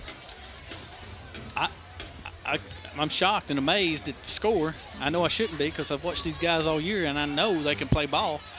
But I guess I expected Central to bring a little more to the table than they did in the first half. And I'm not saying in the second half it won't be, like I said, a total turnaround. But our defense is strong enough and our offense is smart enough that we can get this clock grinding down and we can stop them on defense. Well, let's hand it to our coaching staff, right? Excellent our coaching job. staff has done another extraordinary job of getting our guys ready and just having the game plan that's a winning game plan. You know, the thing about it is, Mitchell, what happens is, of course, whenever you come into a game like this and you're Central Tuscaloosa and you're expecting to do certain things on offense, and then the first thing you know, you can't do those things, and then what you try to do next doesn't work, you just get stymied and you don't know what to do. And it's confusing to the players, it's disconcerting to the players, it's discouraging. And you could see that in the way they were coming on and off the field. When they came off the field time after time, haven't been stopped, you could just see them dragging over there. Where on the other side of the field, there's all this energy. Walker Viking players running and jumping as they're going to the sideline. you could just see it. And even now, there's just kind of a feel. The Central players, as they're walking back over here, are not walking back over here like they're going to come out this second half and take charge. No, Greg, they don't have the swagger it's going to take to come back from a 35-6 deficit. Like you said, we forced him into a different situation, Greg. Passing-wise, he was 4 for 11, but those 4 come late in the first half. I mean, and one of them was broken coverage. And, well, 2 of them, you could say the touchdown was broken coverage. That wind started whipping right there in my microphone. Yeah, it did. We're getting a little wind from the west here. I think the cold front's beginning to make its way here to Tuscaloosa. Yeah, well, I wore a short-sleeve shirt, so I would expect that. You going to make that call? I expected to turn off cold. Like I said, I wore short sleeves, so I wouldn't expect anything different. That's my luck. Well, we're getting set here for the second half. Walker leading 35-6, and we will get the kickoff, Mitchell, to start the second half. I would like to touch on that, though, Greg. I forgot to say, but Stewart has 3 touchdowns on the night, 2 rushing, 1 receiving. So it's not all Henderson. I didn't want to leave Stewart out because he's an intricate part of our team tonight and is leading to this. I mean, like I said, the 85-yard kick return for a touchdown to answer their only touchdown in the first half turned out to be, switched the momentum back to the Vikings, Greg. Well, that certainly was a big play because Central had a little bit of momentum. We stopped them on the 2-point conversion, and then Lamar doing that just totally deflated anything that they had going on. Because he couldn't go in there and say, hey, look, guys, 28-6. This is our time now. We got the momentum now. Or 28-7. It all started when they didn't kick the extra point. But here we are with the ball first, unless Central tries the onside kick. And the Vikings with a bit of swagger as they come back out on the field. And do you suspect that maybe they're saying, whatever you do, don't kick it to number 20? Yeah, don't. Well, that may have been Central's coach you heard say that. So Central will kick. Walker get a chance to go on offense here to start the second half. And they're primed and ready. 35 points on the board the first half. Boy, if we could match that, you think that'd make some noise around the state? It'd have to. It's going to make some noise tonight on the sideline.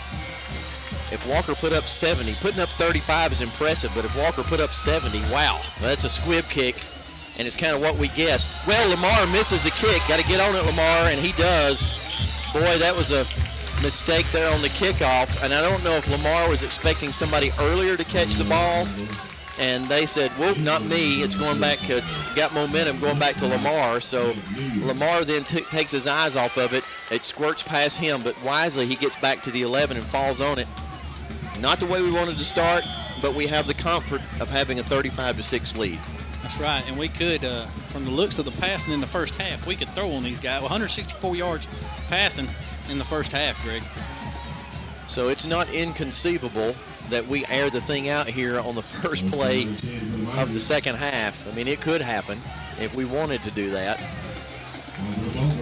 We're not going to. It's going to be Stewart taking the handoff, and Lamar is swarmed under as soon as he takes the handoff. And actually, it's Bert Bowers, number 24, and Bert snowed under, and there's going to be a loss on that play, and it's going to be a loss of 3 back to the 8-yard line. So it'll be second down and 13 from the 8 for Henderson and the Vikings. And Henderson with a hard count now looks to the sideline to get the play. And all kinds of shenanigans going on over on the sideline, signaling in the plays. Henderson's got it, and it's going to be the option. Henderson running around the left end, and there's no place for Jared to go, and Jared's going to lose yardage again back to the 5-yard line. And the wind really picking up now.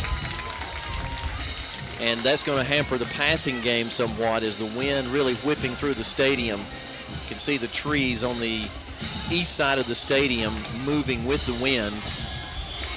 And the hampering of the passing game is going to hurt them more than us because they're down 29 points. They're going to have to start throwing the ball a lot more. I mean, I know they threw it 11 times, but they're going to have to throw it even more than that to come back. A loss to the 5-yard line. is going to bring up a 3rd down and 16. 3rd and 16. Henderson out of the shotgun. Back to pass.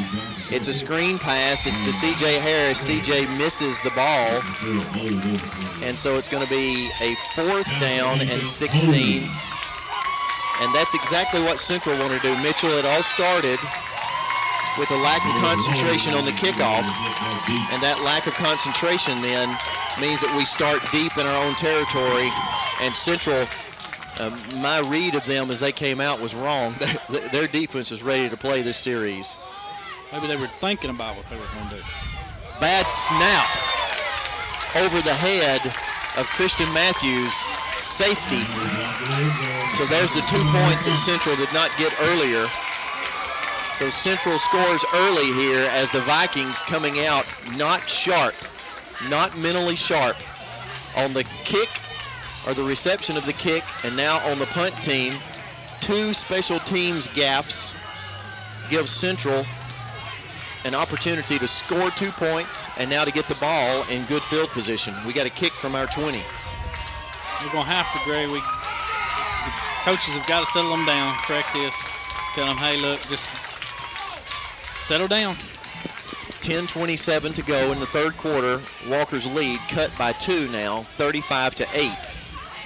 And so it's going to be a free kick from the 20, and Matthews is going to punt.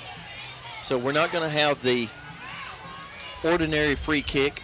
We're going to punt the ball from our 20. And so you'll see Christian approach from the 15. And he's going to try to hang this one up to give our guys time to get down and cover. But whatever, Central's going to get good field position. I'm going to boom one and let the wind carry it. So there's the kick, and it's not a good one. It's off the side of Christians. It hits a Central player, though, but they're on top of the ball. Hits a Central player, and they fall on top of the football. Boy, almost a break there, as you can see how difficult it was for the Central player to judge that kick in the wind. It was a short punt. It came from the 20. It lands at the 45-yard line, so a 25-yard kick by Christian Matthews. And now it's up to the defense to stand up right here and make a statement themselves. Defense, like you said, they got to come up strong. Got to get some penetration. They may run the ball some, but they're going to have to start throwing the ball in the air. And here's the drop back pass, and it's deep. And running stride for stride is Jaquise Kirk. No, he's not going to throw a flag on that. No way. You have got to be kidding me. You have got to be kidding me. Absolutely no way that that's pass interference. Jaquise running stride for stride, makes a good effort at the ball. The receiver has a perfect opportunity to catch the pass, and a flag is thrown on Jaquise, and I'll just have to say absolutely not. No way. Walker fans displaying their disapproval of that call, and they should. And what a great crowd tonight that drove through the rain here to Tuscaloosa. We've got a larger crowd than Central Tuscaloosa has. Larger than the home crowd, and they're letting the refs know. I don't agree with the call myself, but I got a microphone on. I better not boo. It's a 15-yard penalty. Back to pass again. Central knees down. Why didn't he blow the whistle much earlier than that? Receiver caught the ball with a knee down. Good route that time. Down to the 15, so a gain of 15. Central moving the ball. A 15-yard penalty, now a 15-yard pass. It's a 1st down and 10 from the 15. We've got to regroup, Mitchell. Got to stop the momentum. 1st and 15 now. Central showing signs of life here early in the second half. Here's the give to the deep man. Running hard. Tackled by number 35, Josh Freeman, helping out on that.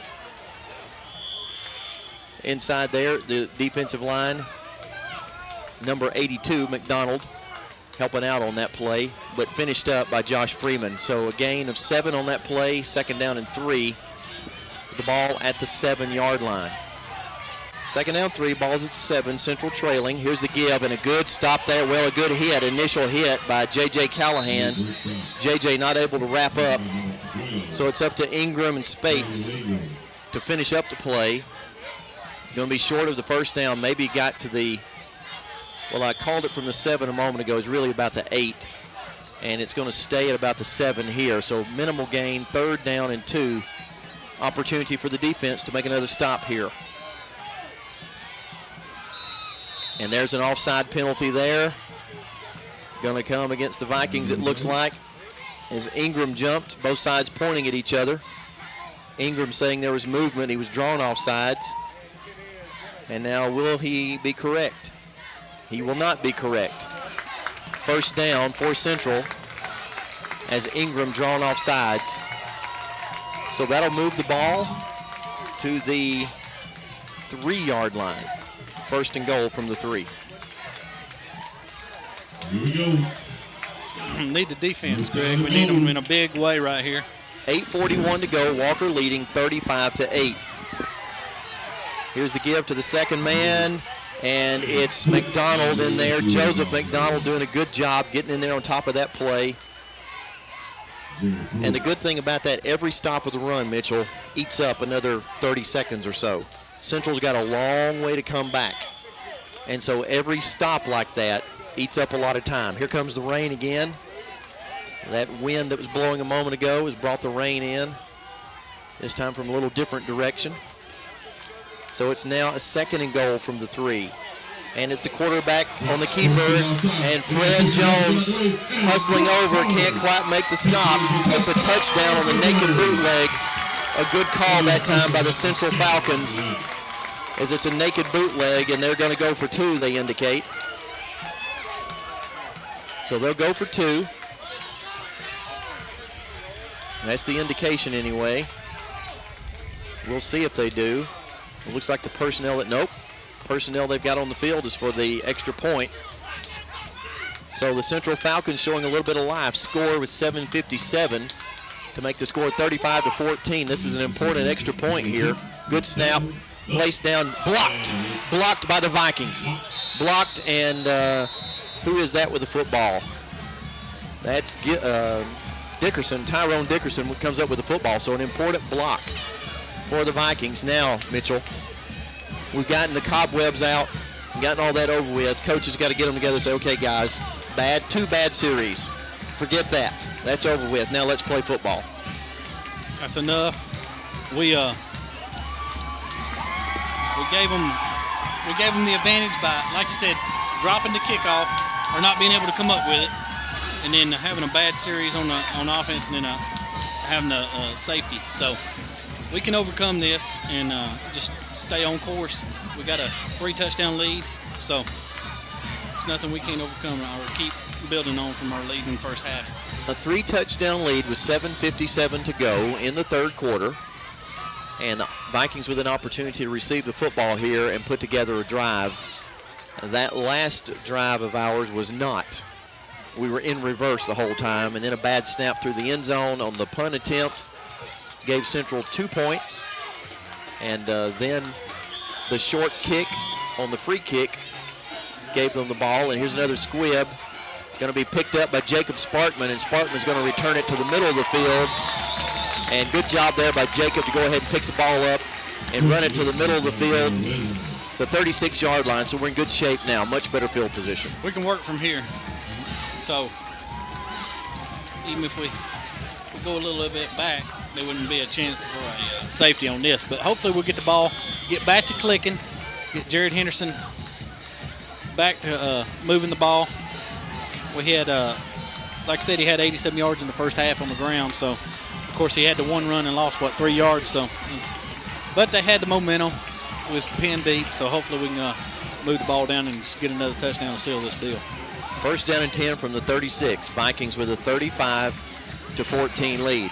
Henderson on the flare pass to Stewart. Stewart's outside looking for yardage. Gets maybe a yard. And that'll be a rush, Mitchell, all the way.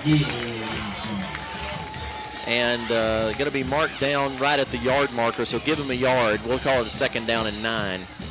As Stewart finding it tough yardage there on that little flare pass out of the backfield. Yeah, there was no room out there. Once he got out there, the pursuit had strung him out. Central not being drawn off sides anymore, showing good discipline. So a little different ball club this second half than they were from the first half. And you got to expect that from the Central Falcons. Here's Henderson around the left end, and this time the defensive end stays home, but not before Jared's able to get positive yardage. They mark him out of bounds at the 40. So Jared able to get about 3 yards out of that.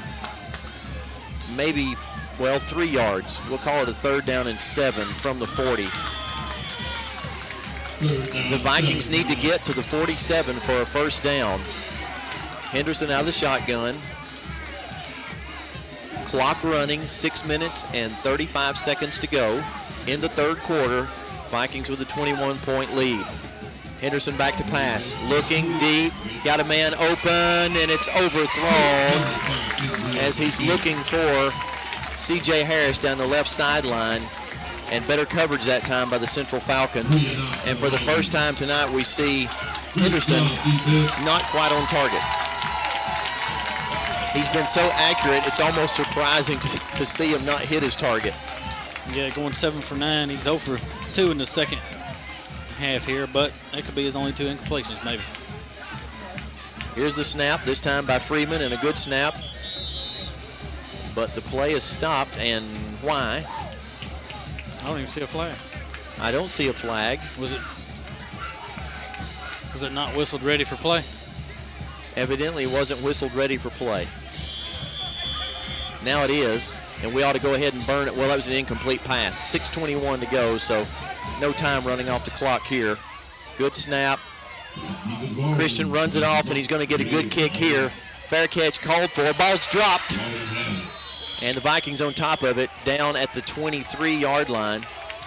So good coverage by the Vikings, good kick by Christian Matthews there. So Central pinned deep. They got to go 77 yards if they're going to score. Yep. Give them a long field instead of having a half a field. There is a penalty flag on the play. It's going to be holding against Walker. That's what a player's indicating. The referee hasn't indicated that yet. Player indicating that. Going to make us kick it again. Hold on, who? Did they have a rush on?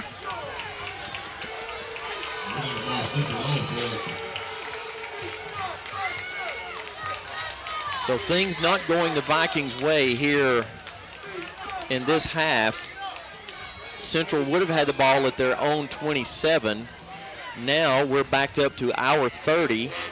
We've got a punt, and it's going to be a 4th down and about 21. So Josh Freeman will get his 3rd snap of this series to try to punt. And there's another flag. Let's hope this is against Central for being offsides. They get a head start there, and let's hope it's against them. If not, we've got to go backwards another 5. And it's going to be offsides against Central, so we get 5 of that back. I don't know if we're ever going to get to punt it, Mitchell. I wish the clock was ticking. This will be the 4th snap that I've never seen this before. 4 snaps trying to get 1 punt away. And we missed the handle to snap earlier, so yeah, maybe that's what they're waiting on, for us to drop snap. Wow. So 4th down and long still. Now the ball at the 35. 6:13 to go. And a good snap. Christian runs it off of there. A good kick again. It's going to hit at the 25. And a good return, but out of bounds at the 34. So in that exchange, Central's going to get about an 11-yard difference in that. They would have had it at their 23, and now they've got it at their 35. So help me out with my math, Mitchell. Is that 12 difference, 12-yard difference? Yes, 12-yard difference. About what the penalty was. It was a 10-yard penalty. So about what the penalty was against us. Of course, we got 5 back. Somebody got a limping like they got hit in the knee. Is that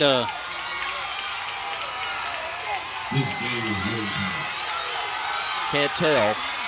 1st down for Central from their 35. They trail by 21. That's Freeman at 35. Here's a pass out into the flat. Get on it, guys. And the Vikings are on it. Should be Viking football. Should be Viking football. What's going to happen? It is Walker Viking football on that lateral pass. It was behind the line of scrimmage. Clearly, that pass was behind the line of scrimmage. It's going to be Walker football on the miscue by the Central Falcons. What we needed, Greg, was a turnover. That's the first turnover of the night. That'll change the momentum. Good hustle by the Vikings to get on top of that, to wisely see that and get on top of that. Good hustle. So it's 1st and 10 now for Walker from the 28 of Central. Good snap. Henderson fakes it. He's going to run it left. And I said it was the 28. It's actually the 24. And Henderson's going to have the ball down to the 20-yard line, maybe the 21. So a gain of 3, Mitchell. Yeah, this plays well into the Vikings right here because eat some clock off, and we're just about in field goal range already, and time is in our favor. So the all-important takeaway, last week that was the difference in the game. The one takeaway that we had from McAdory was the difference. This could be a difference maker tonight. There's the swing pass to Stewart, and Stewart is finally pulled down inside the 20 at about the 18. So a gain of 2, 2nd down and 5. 2nd down and 5 from the 18. Clock running 4:45, and there's a timeout for an injury, Central player injured. That'll stop the clock at 4:47, but we'll have a full 25-second clock, and we'll use a lot of that probably to run some time off the clock. Looks like it could be a knee the way the player is laying on the field. And it is going to be a leg injury. Right knee, right ankle from number 45 for the Central Falcons. Never want to see a player injured, of course. And let's hope that he's okay. He's not putting any weight on it, is he, Greg? He is not putting any weight on it whatsoever. Now when he gets on the sideline, he is able to put some weight on it. I suspect we'll see him back just the way he's carrying himself now. 3rd down and 5, the ball at the 18. Vikings needing 5 for the 1st down. Here's the reverse to Brandon Douglas, and he's got a lot of room. He's going to be in the end zone. Flag on the play. Flag on the play. Forget it. It's coming back. Going to be a hold against the Vikings, so it's coming back. Well executed. Perfectly executed play, but there's going to be a hold against the Vikings. The flag thrown at the 14-yard line, so it'll be 10 yards from that point. Man, oh man, what a good call. Yeah, and I wasn't watching the receiver to see if there was truly a hold. I mean, he had this guy pinned up on the outside corner, so. Well, it's a shame, but that plays, you know, you take that play that the Falcons fumbled on that, the fumble that was called a fumble, and that was a really close call. One of those that could have gone either way, and, you know, so you say maybe this balances things out a little bit, taking a touchdown away from the Vikings. Well, it makes it a 3rd down and about 10 now. Here's a throw to Harris on the inside slant. And Harris not able to haul it in. The ball is at the 24-yard line, so it's really about a 3rd and 11. A field goal from this point would be 40. No, it would be. It's out of question. It would be 42. 41-yarder. Yeah, 41-yarder. Almost a 42-yarder. So might not have enough leg for that. We might. So we'll go here, having the touchdown taken away from us. It's now a 3rd down and 11. 4:20 to go. Walker leads 35 to 14. Let's give it up. Here's Henderson back to pass. Straight drop. Did you see that? And the public address announcer doing his best to annoy us by giving a one-sided slant to the game, which is not what you're supposed to do as a public address announcer. Give down and distance, give who made the tackle, who ran the football. And unfortunately, he's giving a play-by-play from the press box. Incomplete pass. The pass was incomplete, so it goes over on downs.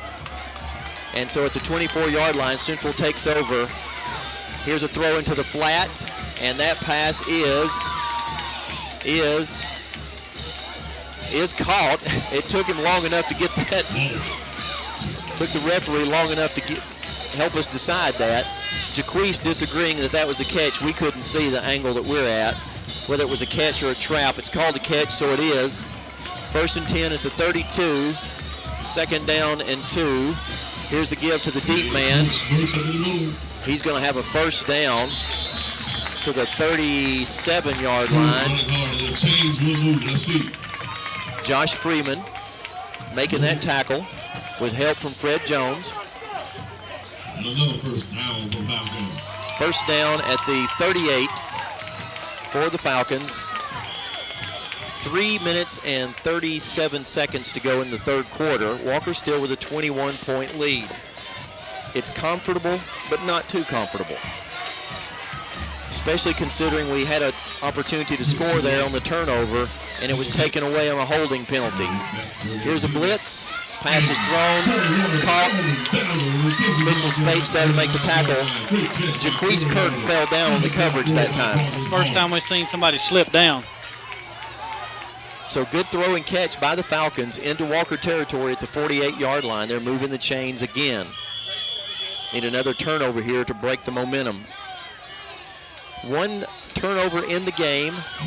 That is a fumble by the Falcons that was recovered by the Vikings, but we didn't get anything out of it as we turned the ball over on downs. Here's the blitz by the Vikings. Throw down the field. It's a long throw, and it's incomplete. Jaquise Kirk again with excellent coverage. Jaquise has been all over the Central wideout, not giving him any room to catch the football tonight. Another good job by Jaquise Kirk, who has come of age this football season. Greg, I'm going to touch back again on your PA announcer there, calling for a hold on that play. I mean, I don't... Stuff like that, it just, I can't imagine that there's an official, and there's an official from the state of Alabama sitting in there in the press box running the clock, and I can't believe they're letting that guy say that kind of garbage at the game. Here's a throw into the flat, and a good run after the catch. Jaquise finally knocking the Central back out of bounds at the 33-yard line. And, you know, Coach Holliday's more interested in what's going on the field. He's not paying attention to what's going on in the public address. But personally, I would file a complaint against Central High School for that kind of garbage. It just shouldn't happen. 1st down. Here's the give to the deep back. Good tackle by Joseph McDonald. And Jonathan Suchy there also from his defensive end position to finish up on that tackle just inside the 30-yard line. 2 minutes and 25 seconds to go. And on now a 2nd down and 7 play, the ball just inside the 30. So Central driving again. Took the ball after Walker turned the ball over on downs. Here late in the 3rd quarter, Walker with a 35-14 lead. How about a hold there? Here's the throw down the field. And if there's any interference there, it should be offensive pass interference. Most definitely, as the offensive man was pushing Dexter Parham backwards, and Dexter couldn't get in position to make a play because he was being pushed by the offensive man. But it won't go that way, I can almost assure you. We got 2 guys that threw a flag, so let's see if they saw the same thing. It's going to be pass interference against the defense.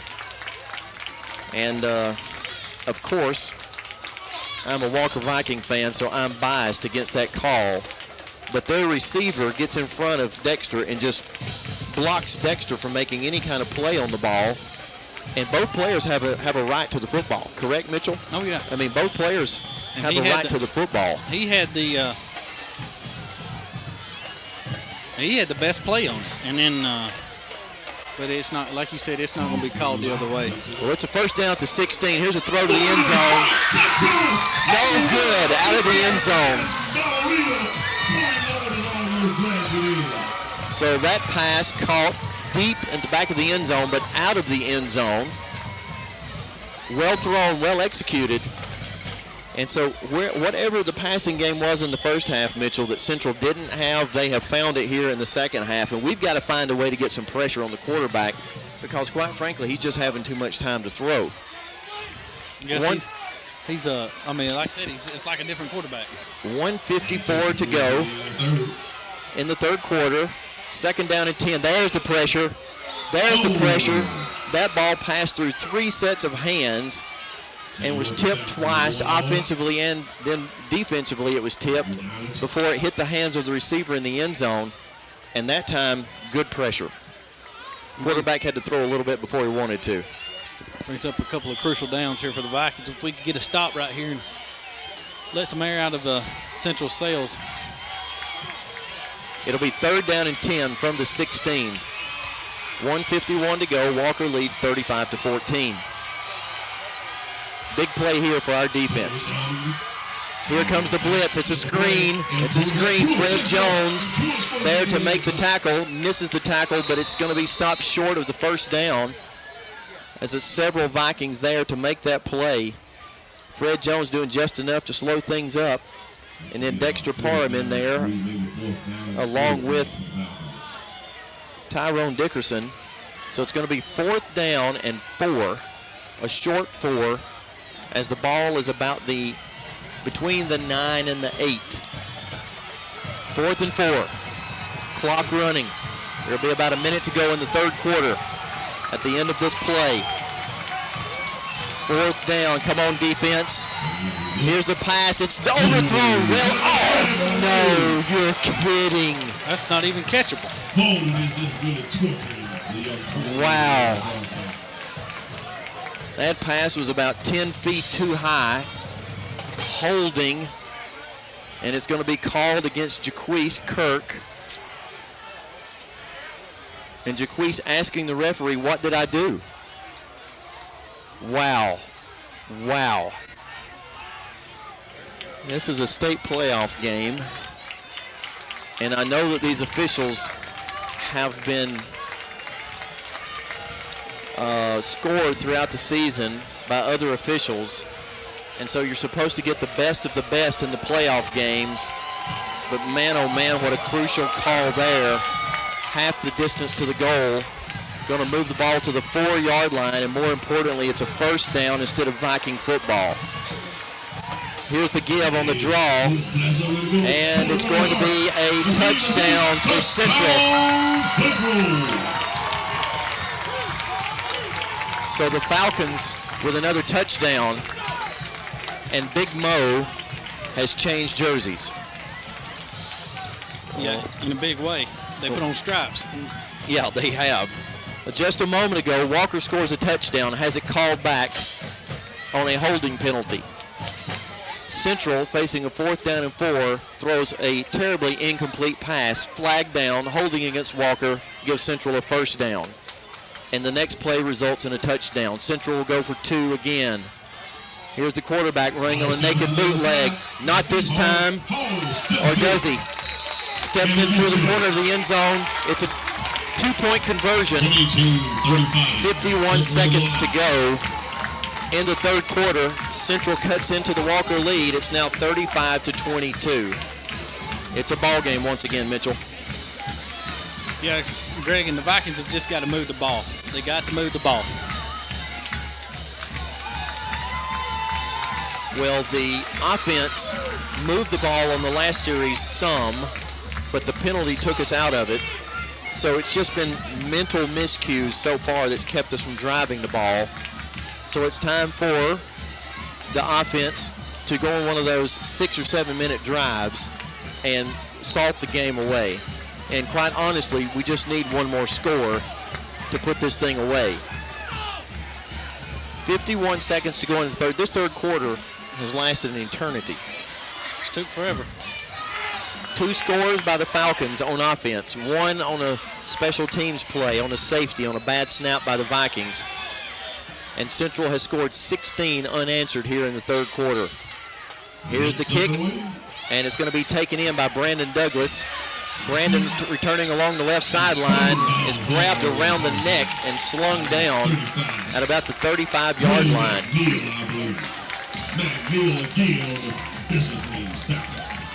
I am thoroughly disgusted with the public address announcer. I can't believe at a 5A high school in the middle of Tuscaloosa that you can have this kind of stuff going on. It's just really fairly incredible to be as biased as he is and to be cheerleading for his team while on the public address. Here's a quick pitch to Stewart, and Stewart nowhere as he stood up at the line of scrimmage, and there's a Falcon player taking a swing at one of our guys and absolutely no call, and the referee was standing 2 feet away from it. 16 takes a swing at one of our guys, and the referee does nothing. Am I the only one that saw that? Yeah, the stripes didn't see it. Wow. Or they saw it, just refused to call. A full swing. We're going to let this run out and end the third quarter mercifully, and let's hope that the fourth quarter is a whole different story as time is going to expire here in the third quarter with the Vikings leading this thing by 13, 35-22. It's certainly been a different ball game in the third quarter, and it's been simply because we've not been mentally sharp in all phases of the game, and Central's come out to play a little different. So it's time to collect ourselves, kind of get everything back in order, and play our brand of football. We got to do something, and Greg, we got to overcome. Walker had 3 penalties in the first half. It was 2 illegal procedures, and 1 was an offensive half distance to go. We got 60 yards and penalties in the third quarter alone, with 7 penalties, and Central with 3 5-yard penalties. So we got to overcome whatever's going on right now. It's just don't seem right. But like you said, they're supposed to be evaluated, but it don't seem right. Well, it seems that the field has been tilted to one side, and Coach Holliday is talking to the head referee right now. And boy, Coach Holliday has just, and he's giving it to him, and the referee saying, I don't want to hear any of that. But I tell you what, Coach Holliday's got to be feeling like, you got to be kidding me. Every call's going against us. It is a hostile environment to that extent, with the public address announcer being a cheerleader for his team and even admitting it that he's been cheerleading for his team. 2nd down and 10 from the 35-yard line. Here's the straight handoff to Lamar, and Lamar working hard. And Lamar's going to get a couple of yards to the 37-yard line. 3rd down coming up for the Falcons. 3rd down and 8.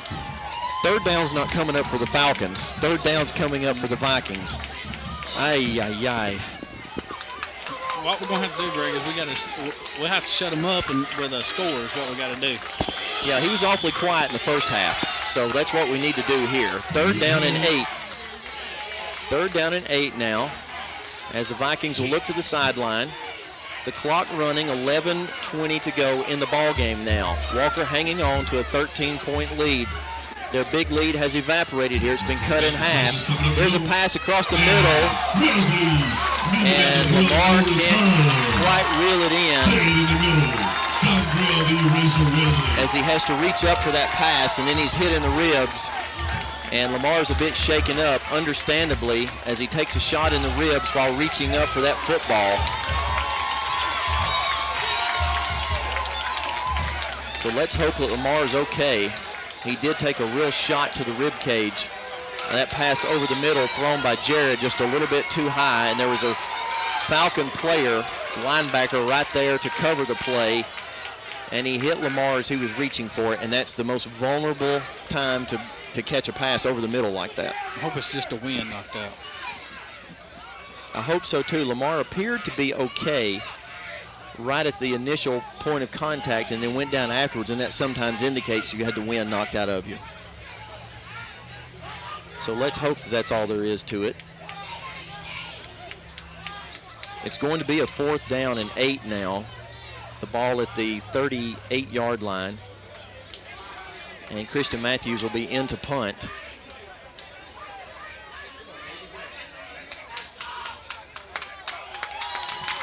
Let's give the young man a hand. And Lamar's up. Great job, number 28. And he'll head off the field. He walks off the field. And he looks like he's okay. Lamar making a good effort on that play, just not able to haul the pass in, so it's a 4th down, and Central's going to get the ball back, trailing by 2 touchdowns, 13 points. Where we talked about Walker putting up 70, they're not going to put up 70 tonight. We just hope this 35 holds up. We hope it put up 42. So Christian running this punt off, and it's going to go out of bounds. Going to give Central a short field again. 40-yard line. As the ball goes out at the 40, there's a flag on the play over in front of the Walker bench. And maybe this time they caught a Falcon roughing somebody up, because they've been taking swings at us and nothing's been called yet. So hopefully in this case, it is going to be a 15-yarder personal foul against Central. Getting ready for the signal. And let's see. Illegal use of the hands against Central. It won't be a personal foul. So that call coming from the, well, it'll be 10 yards from where the ball went out of bounds. So it's going to be back at the 30. Boy, that's a break for us. We needed that in the worst way, as Christian's punt was a little short that time. So 70 yards between the Falcons and another score. And we've seen our defense all season long, Mitchell, in these situations, rise up and bend but not break. So it's time for the defense now to do what they do best, and that is to come up with a big play to ignite our offense. We need another turnover in a bad way right here. 1st and 10 from the 30 for the Falcons. They've been throwing and throwing well here in the second half. Here's a pass. It's in the flat, and this one a bit overthrown. 4 Vikings around the football will force a 2nd down and 10. And the Walker coach is emphatic along the sideline about the defense holding here. This is a very important series for the Vikings. Time for those seniors, those leaders, to do something that seniors do in these situations. 10:52 to go in the game. Walker leading 35-22. Back to pass again, throw in the flat, is caught, and the receiver falls down of his own initiative. Short of the 1st down, he's at the 38. So about an 8-yard gain. It's going to be 3rd down now and 2 from the 38-yard line. Got to get penetration, get some pressure on the quarterback, Greg, and sack him or something. We got to get some, like I said, some pressure on him. So it's 3rd and 2. They've got to get across the 40 for a 1st down. I don't know if they feel like they're in 4-down territory yet or not if they don't make it here. Short drop, throw into the flat, caught, and Jamarcus Carey falls down on the coverage. And so it's a 1st down for the Falcons in Walker territory as Jamarcus fell down as the receiver ran him off the coverage. It's one of those hard routes, and the receiver just turns and comes back to the football. We've got to get a little swagger back in our defense. They're passing just about every down now, Greg. Jamarcus coming out of the game. Dexter Parham back into the game. Ball at the 49-yard line. Central on the move. 10 minutes to go in the game. Central needing 2 scores. Here's a deep throw. Dexter Parham running with the receiver. He's got to be out of bounds. He's got to have both feet in, and he did not have both feet in.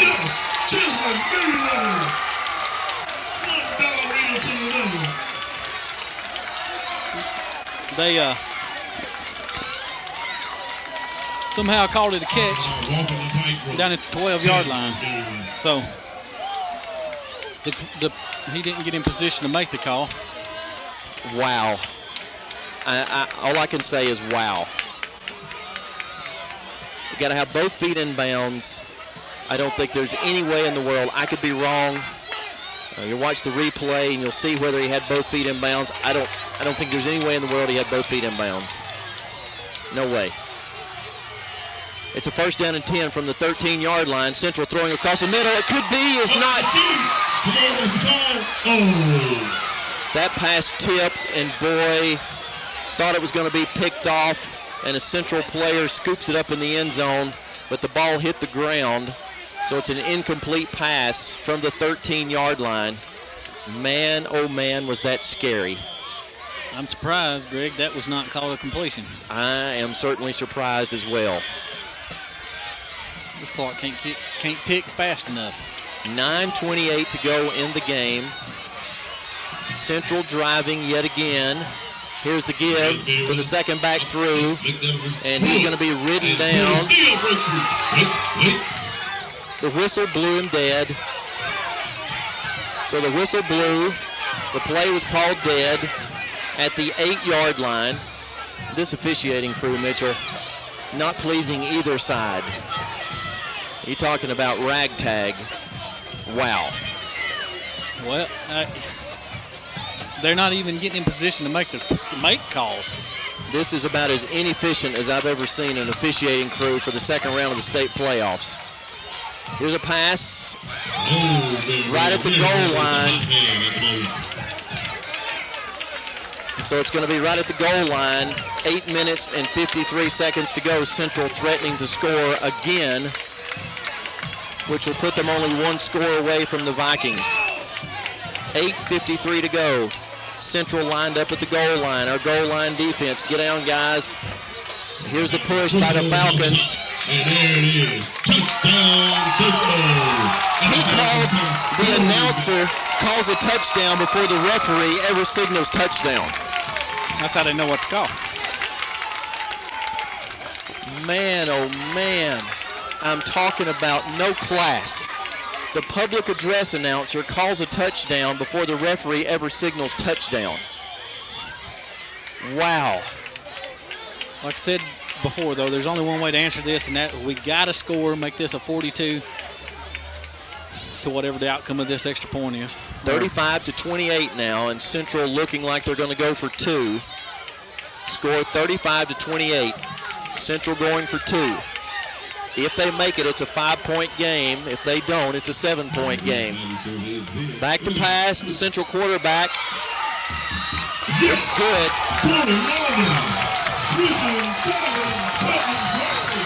So Walker's lead now down to 5 points.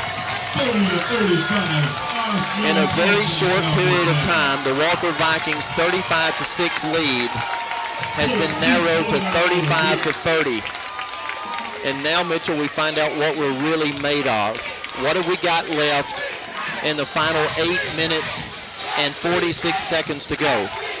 Have we got anything left in our tank? Can we respond in a way that gets the ball back and we get a score on the board?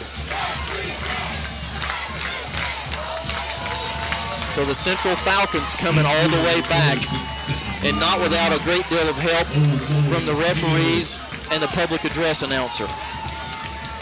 Granted, they are making plays on the field, but man, what an environment, I'm telling you. Tough to play through this kind of stuff. And that's a kind word that I'm using. Polite word, huh? A polite word. Here's the kick. Great kick by Wesley. It's going to be Jaquez Kirk back at his 7. Jaquez running it back out to his 30-yard line. And he's actually going to be tackled at the 28-yard line. So a good return by Jaquez Kirk. Now time for the Vikings to do what you said, Mitchell. Time to grind out a drive here. 5 or 6 minute drive for a touchdown. The 42. 8:39 to go in the game. Walker leads 35-30. It's become a real nail biter now. Henderson back. Will throw. Pass to C.J. Harris. Harris has got good yardage. Struggling forward to about the 34-yard line. A gain of 7.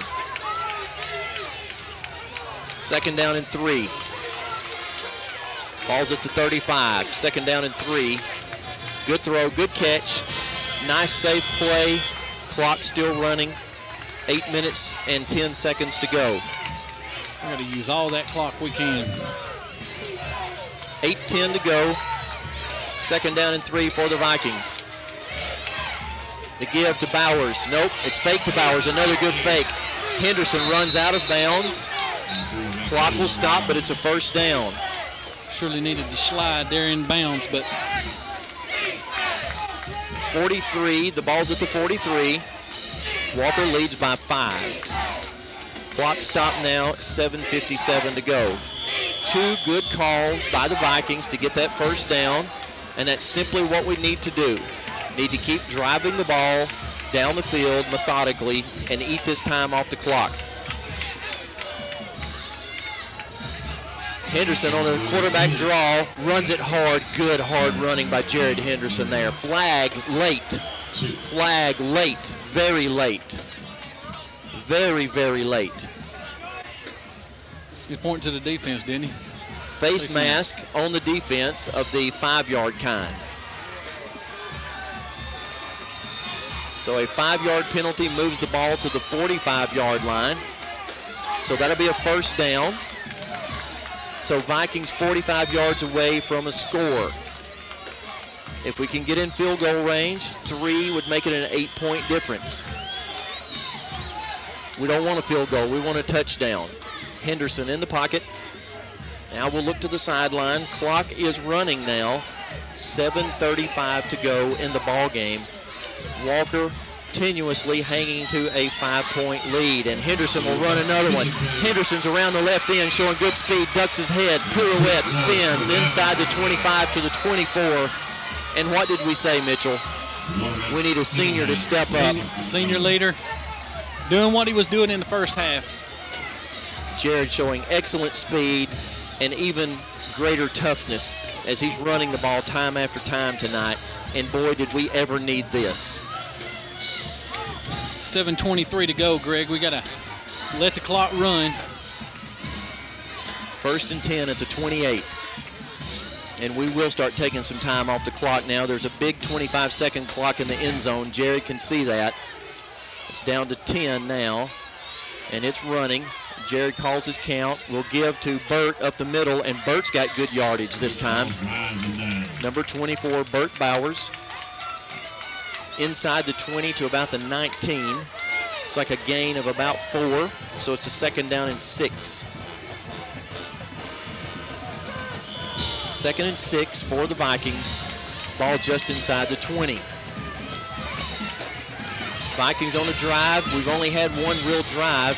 Scored a touchdown, had it called back for holding. So this is our second scoring opportunity as the clock is on the move now. 6:25 and counting down. Big, big series here. Henderson hit in the backfield. Dropped at the 25-yard line. Got the best of that one. And you can hear the public address announcer again, probably on the bleed through, as he cheers for his team. After Jared hit in the backfield and dropped at the 25-yard line. So that'll take back the gain that Burt had, plus a couple of other yards. So it's going to be third down and 12 now from the 25. And the public address announcer imploring the fans to cheer for the Falcons, if you can believe it. So here's the little inside handoff again to Brandon Douglas. And Douglas gets it to the 20-yard line. And it's decision time now for Coach Holliday. It would be a 37-yarder from this point. Will Matt Prevost be called on? Or will we go on 4th? 5 minutes, 16 seconds. 4th down and 7. Henderson looking to the sideline. I think we're probably going to kick a field goal here, Mitchell. We're going to let the time run down to about 1 on the play clock and then call timeout. And then I think we're going to see Matt Prevost. Puts us below 5 minutes, Greg, and which the way they scored, that's an eternity for them. I tell you, Mitchell, if we escape here with this win, and I hate to use that word now because we had things wrapped up. You and I talked about, the momentum shifting at halftime and staying up the second half, and it's just been a total turnaround the second half. But this environment is, man, how thoroughly disgusting it has been to watch this display and to hear this display. And I hate to keep harping on that, but in high school athletics, there are just certain things you do and certain things you don't do, and you don't ever, as a public address announcer, cheer for your own team. You're not supposed to, Greg, but you don't do play-by-play, and you don't cheer. That's for somebody else to do. Down and distance, who made the tackle, who made the run, and other than that, just kind of be quiet. I mean, because you definitely have the ability to be louder than anybody else. Sure. Well, Mitchell, no field goal attempt coming up here. There's no question that we've probably worked on some play over and over and over. Well, yep, I stand corrected. It will be a 37-yard attempt by Matt Prevost from the left hash. Matt's out. Dustin Hood will hold at the 27-yard line. Good snap. Kick is left. The snap was high. The snap was high. And that got the timing off of Matt. Dustin handled it well, but the snap was up really high. And on these kinds of plays, the timing has to be perfect. Matter of fact, I talked to Matt about that this week. We talked about we talked about one extra point in the McAdory game that he didn't hit particularly well. And he talked about the snap and how, everything has to go just right because he's taking his steps on a timing route. And if everything doesn't go just right, it throws his timing off and he doesn't strike the ball appropriately. And it showed there. Here's a throw out into the left flat. It's caught inside the 30 at the 27-yard line. So a good gain here by the Falcons. They take the ball from their 20. And that catch is at the 27, so it is a 2nd down and 3 from the 27. Really, the 28-yard line is where it's marked. So 4:48 to go as the Falcons using the clock wisely, catching that pass and going out of bounds. 2nd down 2. Greg, we got to get some penetration. I know I said it a while ago, but we got to get to the quarterback right here. 2nd and 2. Out route again. Good play this time by Dexter Parham to get there and knock that pass away. 3rd and 2. Big play here. Big play here. 3rd and 2. Will Central choose to run on 3rd and 2, or will they keep the ball in the air? They trail by 5, 35-30 with 4:43 to go in the football game. 2nd round of the state playoffs. All Walker in the first half, all Central in the second half. 5 points separate the teams now. Walker with the advantage for the time being. 3rd and 2. All sides on the Vikings.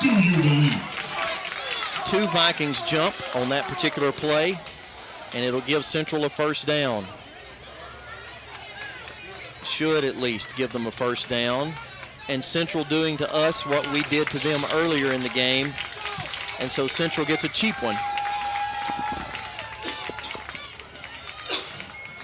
Yeah, we had a couple of guys, like you said, move and anticipating the count, Greg, trying to get in there and get a sack like I was talking about, or trying to bust a play up on a 3rd and 3. So just over aggressive right now.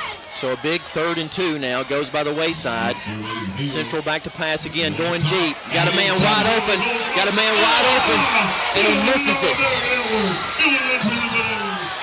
Wide open. Number 21 for the Central Falcons had 6 written all over it. And what a throw by the Central quarterback. Let's hand it to him. He threw an absolute strike. And he threw that ball, Mitchell, in the air about 60 yards. They had us beat. Coverage was beat. The pass was there. If it was just dropped. That could be the difference in the game. Oftentimes, when you have a big opportunity like that and you don't make it, That's the difference in the game. It's a 2nd down and 10 now. 4:32 to go in the game.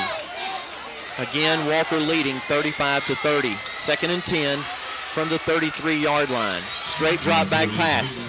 Throw out into the flat. Got a man open. Fred Jones in pursuit. Run out of bounds. The Falcon receiver just short of the 1st down. We've got to find a way to get to the quarterback. He has proven that if he can stand in the pocket, he can throw that thing like crazy. I can't believe the difference in him in the 1st and 2nd half. Yeah, I mean, he is. That's 17 throws in the 2nd half, and for the most part. He's been absolutely lights out in the 2nd half for the most part. He's a gunslinger, that's for sure. He might want to consider playing out at Texas Tech. It's a 3rd down and a yard. Here's the give to the deep back. And he fumbles. Fumble on the play. Walker's got it. Big turnover. Fred Jones coming out of there with the football. There it is. Listen to the public address announcer bemoaning the fate of the Falcons. Oh my, say it ain't so. It be so. Walker has the football. 1st and 10 at the 45 of the Falcons. Exactly what we needed, Greg.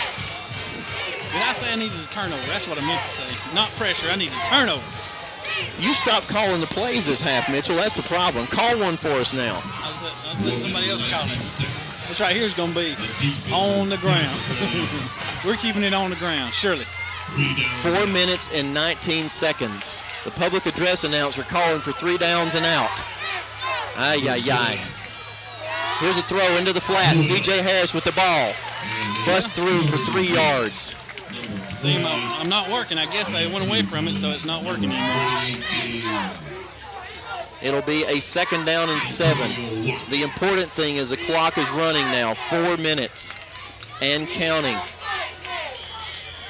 Walker hanging on to their 5-point lead. We've not scored in the 2nd half. We did, but it was called back for a penalty, so we do not have an official score in the 2nd half. Everything we've done has been called back for penalties, Greg. It's been a tough 2nd half here for the Vikings, but with a golden opportunity now to put the final nail in the coffin. Henderson with the snap. Going to run it himself. No room for Henderson. Henderson hauled down. Johnson has the ball. Mr. Official.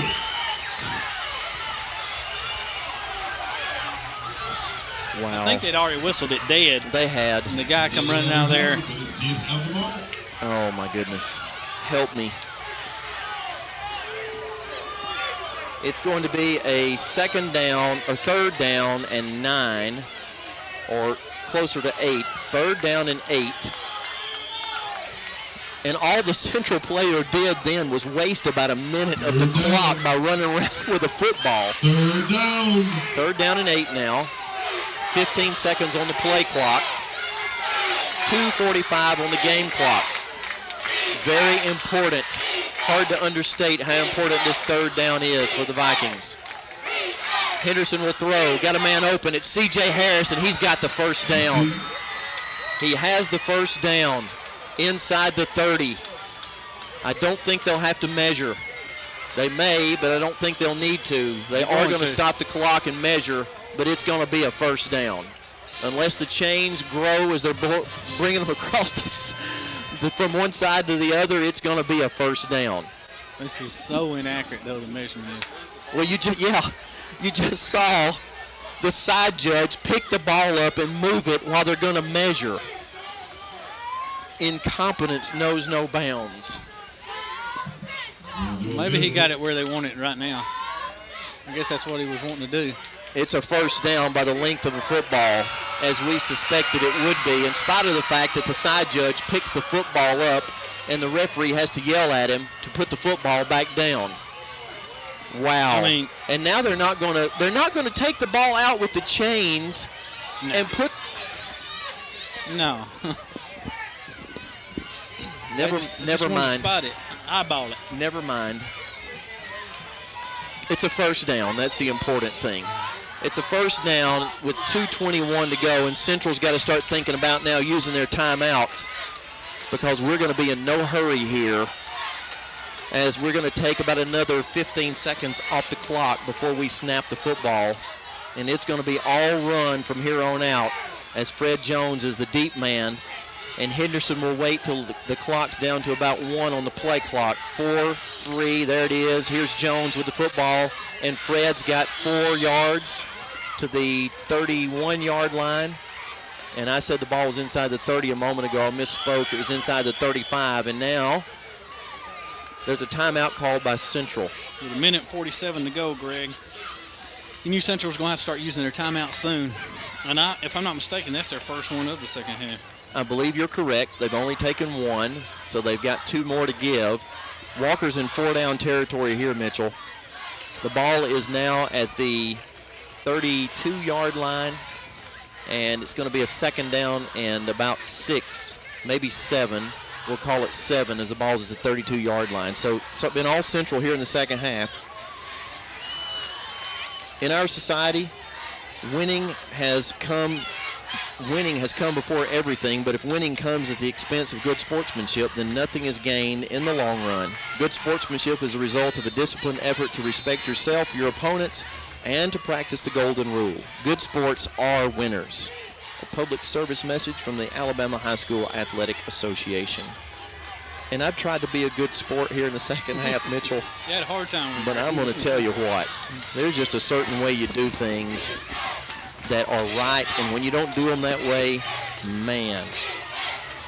In spite of all of that, the Vikings have a 5-point lead, and now Jared Henderson takes the ball and pushes forward for a couple of more yards to the 30-yard line. And so Central will take another timeout, their second timeout. We're going to have a 3rd down and 5 from the 30. We need to get to the 25 for the first down.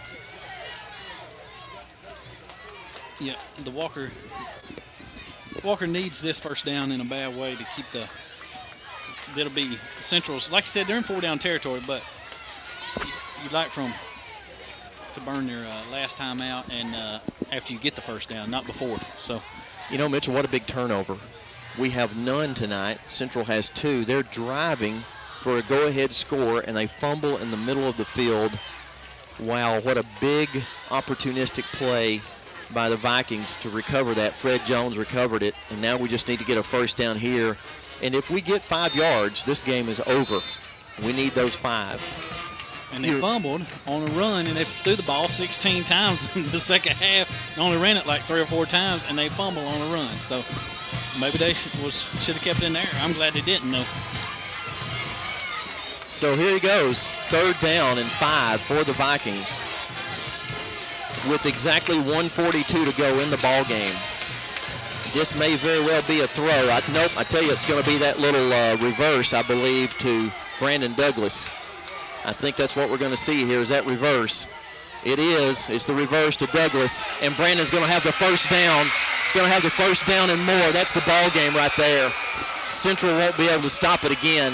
The Vikings are going to wrap this thing up finally as the reverse comes, and Brandon Douglas does a great job of getting that first down. Inside the 20 at the 18. That's a good little play they've added to their playbook now. Mitchell, I didn't hear the public address announcer talking about what a great play that was. He's done now, I believe. You think he's done? I didn't hear him. They did not use their. Yeah, minute and 28 seconds, Greg, going the game. So now it's just a matter of making sure we hold on to the football. So when we snap this ball, there'll be just a little over a minute left to go with a fresh set of downs on that reverse to Brandon Douglas, a play that's worked really well tonight. That's Burt Bowers on a dive play, and Central going to have to wait. I don't know that they're going to stop the clock again. 58 seconds, and boy, the Vikings already feeling it. It hasn't been pretty in the second half, but a win's a win's a win's a win. When you build that kind of lead, like I said, though, it's so tough to hang on the momentum like you had in the first half. It is so tough. 33 seconds to go. Henderson will take a knee and get out of there. So it's going to be 3rd down and long. It'll be immaterial. Central's going to stop it one last time. That's all right, because it's just going to take one more snap, and that's going to be it. This is going to be the end of Central's season, so the coach will meet with his defense, but this is going to be it. There's only 23 seconds on the clock. So Central with no more timeouts. We take the snap. They can't stop the clock again. That'll be the ball game. You know, Mitchell, we talked about so much in games like this, the first 4 minutes of the second half being the key to the game, and the very first kickoff. You know, we received the ball. We're feeling good about that, get a chance to score again. They squib kick to us. We mishandle the kick, fumble around with it, fall on it at the 11-yard line. Not a good, sharp beginning. Then we have a miserable offensive series, snap the ball out of bounds, and it was just downhill from there. So we didn't come out sharp like we were in the first half. Sure didn't come out like we were in the first half, like you said. But how big is that drop pass on a wide-open receiver for the Central Falcons? Oh, my goodness, how about that? How bad does he have to feel? Because he was wide open. It was a good thrown ball. And as I said at the time, those are plays on which the game turns. And that drop pass will be the difference in the game. That'll be it. Central can't stop the clock again. We're down to 15 seconds, and you hear the Walker Viking fans, and what a great contingency, who drove down to Tuscaloosa through the rain on a bad night to watch these Walker Vikings win in the second round. And, brother, it's been a long time since the Walker Vikings have done this. They defeat the Central Falcons 35-30 here in Tuscaloosa. It was a hard-fought battle, and the Vikings had to hang on, but they did just enough that they had to do. Right, Mitchell? We got 2 turnovers in the second half that we really needed, and the offense here, when we had to have a first down, got a first down. Done what they needed to do. Like I said, that play by Brandon Douglas looms very big, but the drop pass on their part looms big. But the Walker Vikings, like I said, you had so much momentum. You go into halftime. That break, all it does is give you time to think about, hey, look, we're up 35-6. We basically don't have to do much of anything to keep the ball on the ground. Well, it don't turn out like that. You come out here. You can never play not to lose. You know what I'm saying? In a situation like this, you got to keep playing your same game plan. You can never play not to lose, because if you do, you let teams get back in the ball game. And you've got some stats that demonstrate that, Mitchell. Yeah, and I was going to say, the 7 penalties in the second half sure didn't help us out any. But Jared Henderson ended up throwing for 181 yards. So you're talking about 17 yards in the second half. But he was 3 for 7. So we kept the ball primarily on the ground. But he was 10 for 16, 181 yards and a touchdown. And like I said, we had 2 fumbles. Those were, big. That one in the last fumble come at a big, crucial point in the game when we needed something to happen. Well, it's things like this where you end up, you end up in situations like this making plays that get you into the next round. Okay, we're going to go down. We're going to take a break, and we're going to interview Coach Holliday here at the end of this game. So we're going to take a break. We'll be back in just a moment with Coach Holliday. The booth over and over about how you guys break down film, and we just seem to be so prepared for the teams that we play. We exploit their weaknesses. We play to our strengths, and I don't know how much time you guys spend watching film, but it's got to be a lot because you do a phenomenal job. It's ridiculous. It's really phenomenal. I wouldn't put our staff up against people in our region or 5A, put them up against anybody, 6A, whatever high school team in Alabama or surrounding. We have a great staff and at every position and our coordinators and just they do a phenomenal job and just proud to be a part of it. Well, it shows, and we're very proud of you guys. I know you got other things to do, so thanks for stopping by and visiting with us, and we wish you good luck next week against the Bearcats. Thank you. We're going to get Dustin Hood in here. Dustin, come on over. Dustin is a senior this year, and Dustin, we've been so impressed with your play the whole season long because of your toughness and your leadership. And talk about what this means tonight to you guys who've worked for 4 years now as Walker Viking players. What does this mean to you guys? It's pretty much everything to us. It really hadn't hit us yet, but I'm pretty sure in about an hour or two it's going to kick in, and I just can't believe it. It's really amazing. Well, you guys are playing with a lot of confidence. I know down the stretch there when things were not going our way, somebody had to get over there in the defensive huddle and say, guys, we got to come up with a big stop here. Talk about the kind of leadership you guys have had on the defensive side of the ball. Well, we had a lot of defense. I mean, Mitchell and Fred, they step in, and I just kept telling them dig deep. I mean, I know we didn't get it. We got some bad calls, but I just really kept telling them, and I told them I all trusted them, and we had to get through. And it paid off. Now, we know you've had a couple of injuries this year. You sat out a game or two with the shoulder injury. Are you back 100%? 100%. I'm ready to go. And ready for the Bearcats next week. Yes, sir. Second time around. Well, Dustin, we appreciate you stopping by, and we just appreciate the phenomenal job you've done this year on defense. Thank y'all. Good luck next week. Thank you. I think we're going to get Jared Henderson in here. Jared, come on over. All right, how are you? Pretty good. Here with Jared Henderson, the quarterback of tonight's game. And Jared, the first half, you had to just be feeling like anything that you did was working to perfection. Our game plan. I mean, we stuck it to them, worked hard all week. Offensive line made some blocks. The hose was there. I couldn't disagree with anything Coach called, so it was up in the air, but we busted some tail. Yeah, you did. You threw the ball well. Your receivers caught the ball, and then when you were called on to run, a lot of misdirection, and that's something we haven't seen out of you guys. A new wrinkle in the game plan. A lot of fakes inside, and then you taking the ball in the opposite direction. That was a big change, but you were up to the task tonight. Yes, sir.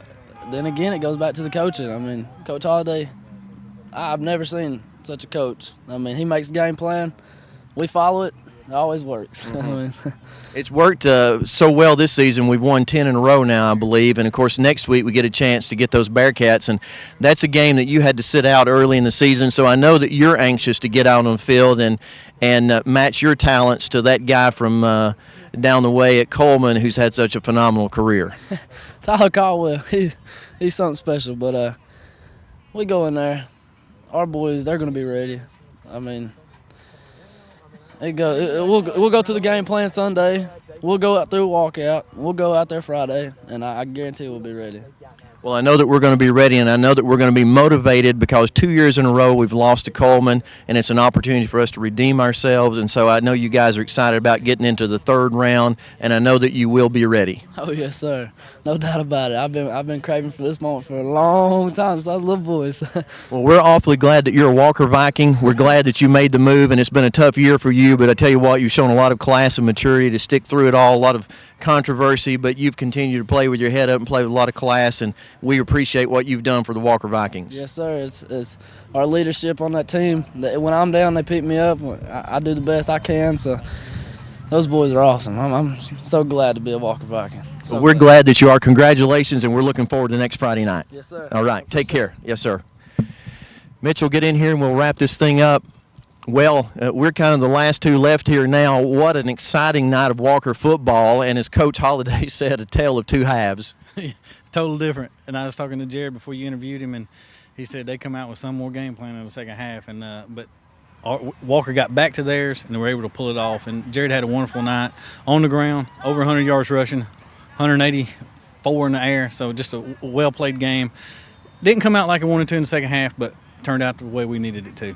Yeah, the end result is what we're really concerned with, and I guarantee if we had won 35-30 in a back-and-forth kind of ball game, we'd be elated about that, and we're excited about it anyway. But having that lead evaporate like it did, you know, you kind of think, wow, you don't celebrate it quite as much as you would maybe ordinarily, but a win is a win is a win, and what a big one this is. Absolutely, and to get another shot at Coleman, like we've talked about all last year and all this year, is Walker has not given them the best they've had, so. And that's what we're going to find out this week as they get prepared for it and go to play Coleman. Hopefully we give them all we got and move on in the playoffs because, it's the third round now, so it's coming down to the close to the end, so you got to start playing every game like it's your last. Yeah, there's only 8 teams left now in this third round of the playoffs, and we're one of those, and we're excited to be one of those 8 teams left. So next Friday night, I'm appealing to all the citizens of Jasper. Grab a neighbor or two and come on out to we're going to be in Coleman, so make the trip to Coleman. Go by All Steak Restaurant, get yourself a nice meal, have some orange rolls and that type of thing, and get your belly full, and then come on out to Bearcat Stadium, and let's fill that place up to overflowing with Vikings. Because it won't be like tonight. They won't be half full. Coleman's going to fill the stadium up, and we need to answer on the visitor side. Let's have standing room only on the visitor side, and maybe we can spill over to the home side. So 7 o'clock next Friday night in Coleman. You be there, we'll be there, and we'll pull those Vikings through to get into the semifinals of the state playoffs and maybe back to the finals. And I know it's been a long, long time since we've been in the finals of the state playoffs. Well, this is Greg Tinker along with Mitchell Pittman, Matthew Combs, and the TV 55 crew and station with your Walker Viking Game of the Week. We'll see you next week, 7 o'clock in Coleman.